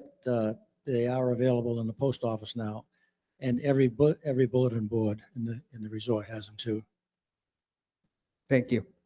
Any questions for the candidates? Any new questions? I think we got a new one back here. I see another one over there.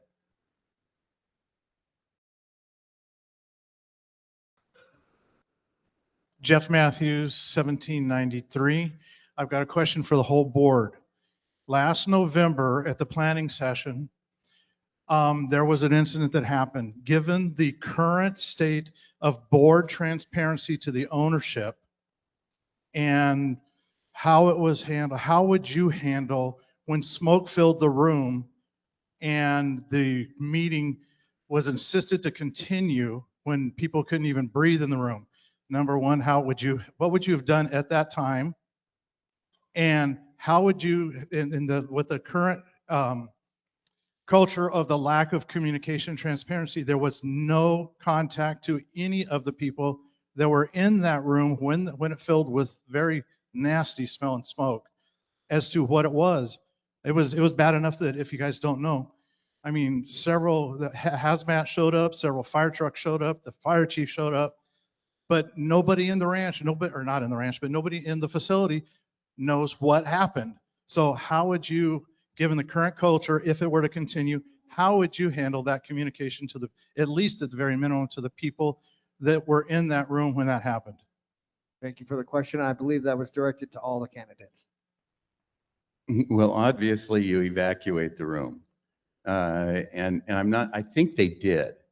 They didn't. Okay, so first thing you do is you evacuate the room. You can always do the meeting again. You can give 2 days notice and replan that meeting. I think it was a planning meeting. And for communication, again, that falls back to HomeCo to make sure that they contacted the people that were affected, make sure that they're okay. And so again, that's HomeCo that needs to make sure that's done. I kind of have to agree with Greg. I mean, the president and everybody else should have immediately, as soon as the smoke came in, evacuated the room. But based on the signatures of who attended the meeting, individual notifications should have been done with an update at this point in time. I agree as well. You should have suspended the meeting immediately, evacuated the room. You could either move it to a different location and get back to the people that were there and let them know what the fire department found out and whether or not they should be concerned.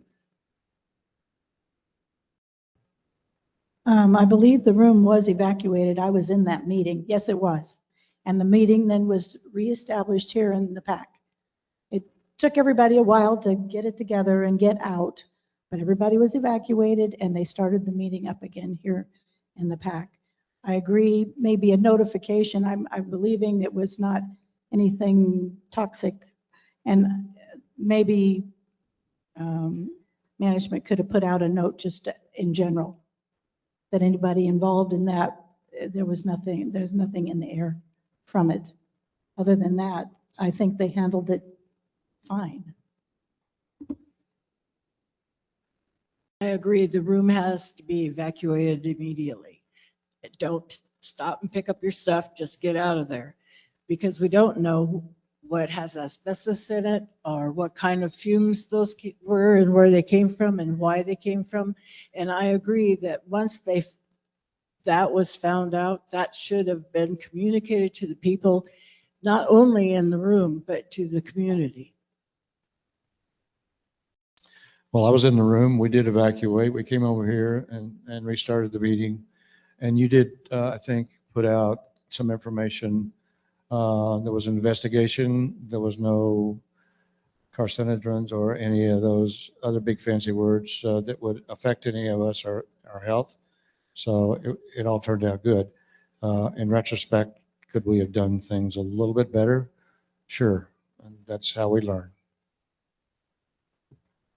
Will you have any other new? Yep, we got one in the back. Mickey Aston, Lot 13. I need to circle back around to a discussion that was earlier about the bylaw election voting that's going on right now. I don't believe it was correctly stated by any of the board candidates, nor by Bradley. The current bylaw, it's a bylaw, Article 3, Section 4, amended and restated bylaws. It's from 2022. Section 4 says vacancies. Vacancies on the board of directors caused by any reason shall be filled by vote of the majority of the remaining directors, even though less than a quorum, or by the remaining director if there is only one. This is the important part. And each person so elected shall be a director until his successor is duly elected by the owners and shall qualify. The proposal right now is to change that so that the board appoints somebody to fill the term of the vacant position. And that could be up to 3 years, appointed by the board. Knowing that that's the correct version of our current bylaws, does this change your answer to, are you aware that Arizona state statutes may prohibit combining separate matters into one vote? And if a ballot is found unlawful, should it be invalidated and reissued? Do you agree that this change that's being proposed removes the rights of the owners to vote for a candidate? Was that for all the candidates? Directed at all of you, please. Okay. Well, as I stated before, the members should be the one voting the directors in. Somebody shouldn't to get that seat because they, you know, again, it incentivizes the board to remove somebody that they don't like. And as far as adding 3 items to one vote should absolutely not happen. Again, the members aren't given the opportunity to vote on each item as they see it.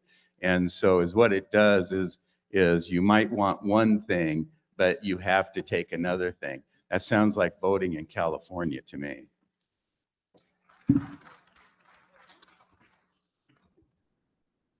I can't top that one. I can't discuss what was in the executive session, but I can indicate that I do have questions that we should be voting on them separately as an owner. So I just need to make sure that you understand that I have to keep 2 different hats on. And as I said the first time, a no is what I would say because of the fact that it was all in one big clump. And they dangled that little item out there and you don't want, so you can have your vote kept secret and everybody's going to look at that and jump at it and not read the rest. So it should be separate items.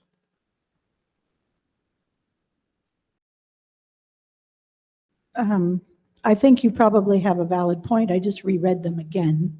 I did not read it that way the first time, but precedent has been set for the last 10 years, right, wrong, or indifferent, that the person appointed by the board serves the rest of that term. I'm not arguing with you, Mickey. I'm just stating. Can we let a the fact. candidates answer, please? All I'm stating is precedent has shown the person duly appointed by the board fills the remainder of whoever's left's term. That's all I'm saying.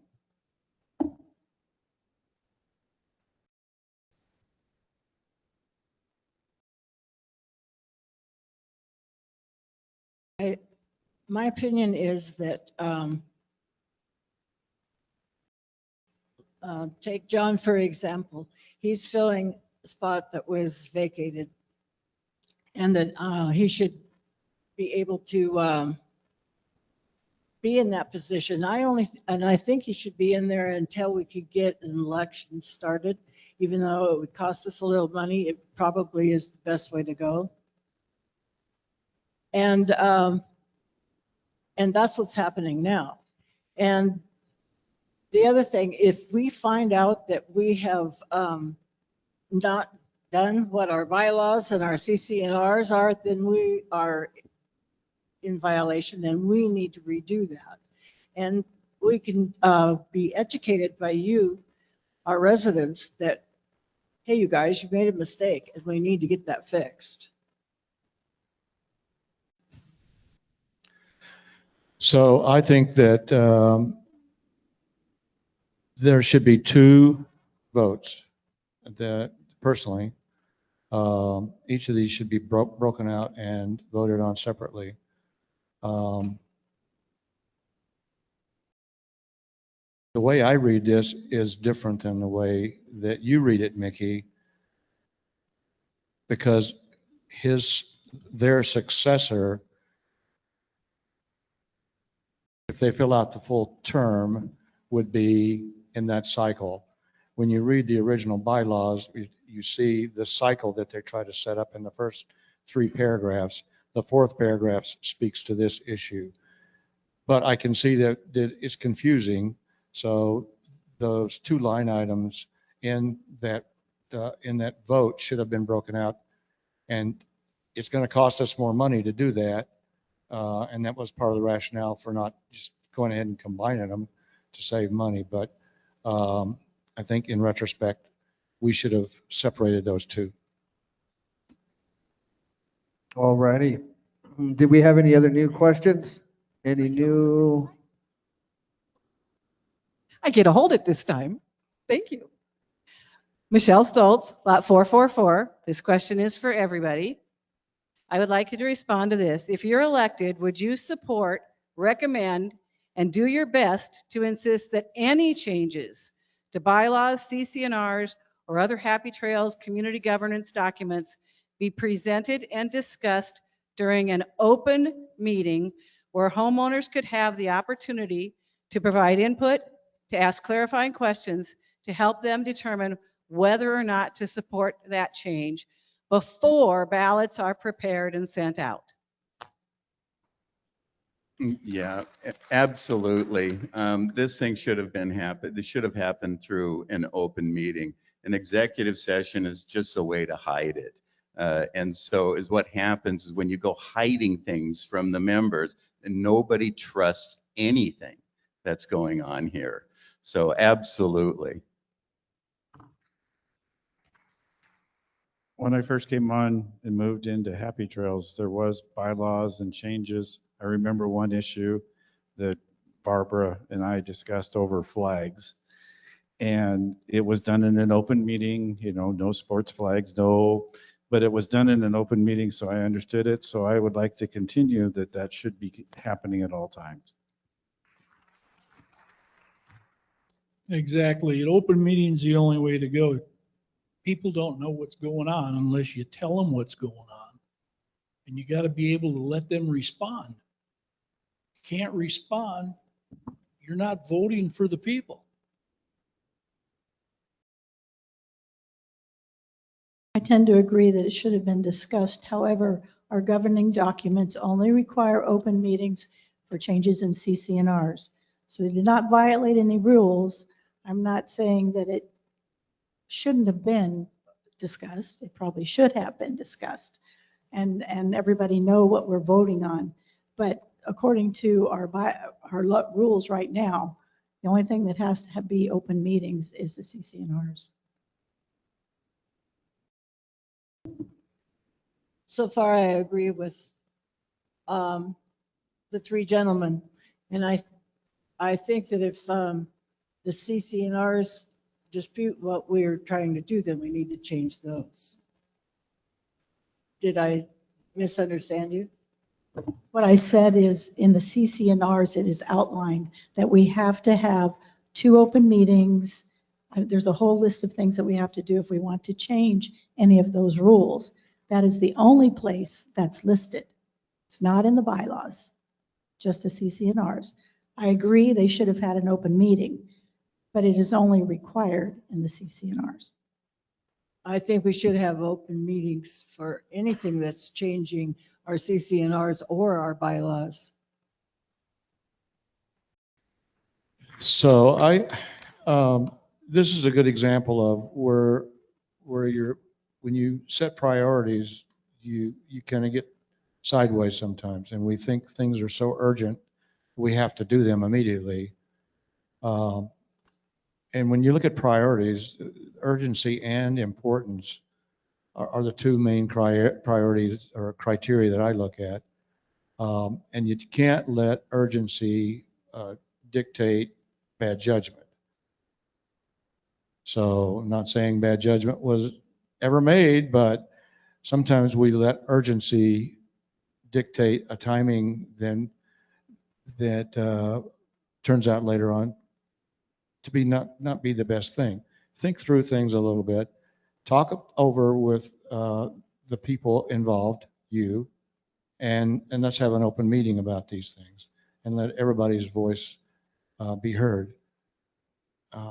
This is, in my mind, this is not an urgent thing. This is an important thing, but I don't think it's urgent. Thank you, John. I believe we have one online. Yes, from Jerry Yakovlev, lot 1121. Oh, hold on. This is for Becca. It says, Becca, if you're familiar with all of our documents, can you explain why you did not make a motion before the board to bring our CCNRs to comply with state statute in calculating late fees in homeowner assessments? HTCA grossly overcharges compared to state process. I'm not familiar that we were out of compliance. So CCNRs have not been changed for quite some time. And so I'm thinking if it's in CCNRs, the law has changed since they have been updated. They cannot be updated without approval of the majority of the owners. So those do not change without going through the whole process of owners going to meetings and voting, at least if I understood the questions correctly. I'm not quite sure what she was talking about. All right, we'll see if we get clarification on that. I think we have another one. So given the confessions, Name and lot Sandy number, please. Elliott, Sandy Elliott, 1105. Given the confessions here tonight, would you vote to vacate this current election? Was that directed? Everybody, was that- all candidates. Yeah, absolutely. Adding 2 or 3 things to one vote, that's enough just to kill it right there. I believe it was for all you guys, so Chuck.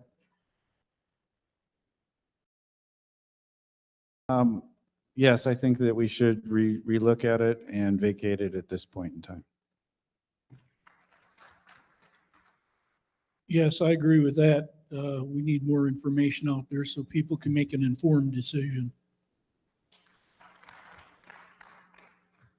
I've had several people ask me about what are we voting for? Because it was confusing to many people. So I would have to agree that we need more time and for people to understand exactly what the vote is for, and also to separate them. I also agree that each one of those should be separated.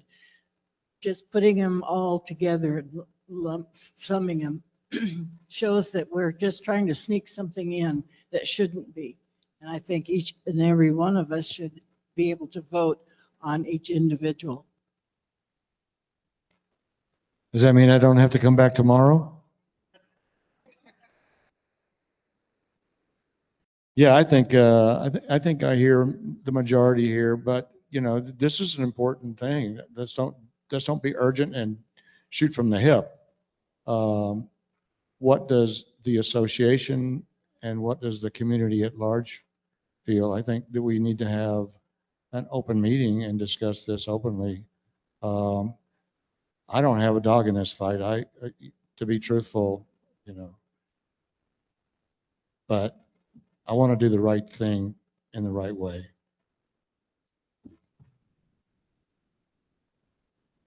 John Getter, 1758. So a follow-up question would be, I just heard all of you say that you would vacate position. So there are 2 of you currently on the board today.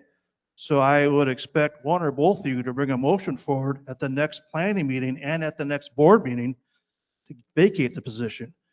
And I think any and all board members and the president who's heard this feedback really got to rethink whatever to discuss in the, I heard it was an executive session just now, which was surprised to me, that this all should be stopped right now and it should be killed.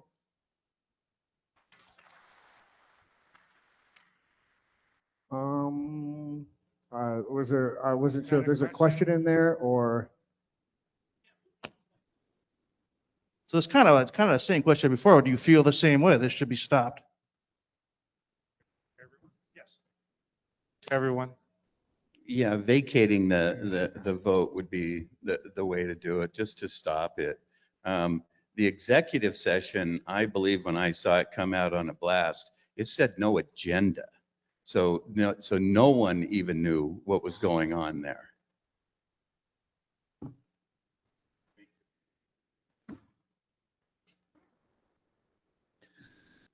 I'm just, as a board member, I will, I can abstain on this one. I'm not sure how I'm going to vote on it because this is, I mean, I can't say as a board member, I mean, you're putting me on the spot. So as an executive session, I'm just going to abstain because there's no way, and I'll do more research. And when the planning meeting comes in, we can make that discussion. Yeah, definitely should vacate it and let the whole community have some say on it. I tend to agree just because there's such confusion. lots of confusion. I haven't talked, I don't think, to one person that actually understands what it's saying because of all the issues that led up to it. So I don't think it's particularly a good vote because nobody knows what they're voting for. So yes, it should be vacated. Was your question, should I vacate my position of running for the board? Okay. And we answered that in the last question. We all said that they should be separated and rediscussed and reissued to you, the residents. Yeah, I think we've already talked about it. I don't know. Is anything else to be said? All right. I want to thank all the candidates for your time. I want to give them a big round of applause. We know you guys take your own volunteer time to do this, so it's very Brad, much. I had one more Oh, up here. Check Sorry. that. We'll do it again. I'm One so more sorry. online. I tried to get your attention. Sorry. This is from Jerry 1121. She's asking all the panelists, why were the CCNRs out of compliance, not posted for updates or changes? I imagine that's for all the candidates. I have didn't no know- clue what I you're didn't talking know about. that the CCNRs were out of compliance. So I'm not quite sure that I understand the question, but yeah, I did not know they were out of compliance. I know there's been chat about it. I'm still doing my research, so I'm not quite sure. I've not heard anything about the CCNRs being out of compliance, but obviously we should update them. As I stated before, I was not aware, if they are out of compliance, I'm not aware of that. And secondly, any change to the CCNR has to go through a process. Doesn't mean it can't go through, but it has to be approved by the owners regardless. It has to go to a vote. Not being a board member yet, if our CCNRs are out of compliance, then we need to change it so that it is in compliance. I'm not sure what the process is for that, and I'm beginning to realize that this group of people have so much responsibility, and we're not going to catch everything that's wrong in our CCNRs, our bylaws. We need you and your input to help us get this corrected. Amen. All right, let's do it one more time. Thank you, candidates, for your time. We do appreciate it. I do want to remind everybody that we have another Meet the Candidates tomorrow at 1 p.m. Same awesome place, same awesome time. So please show up. If you have any other questions, we can be heard then. Thank you and have a great night.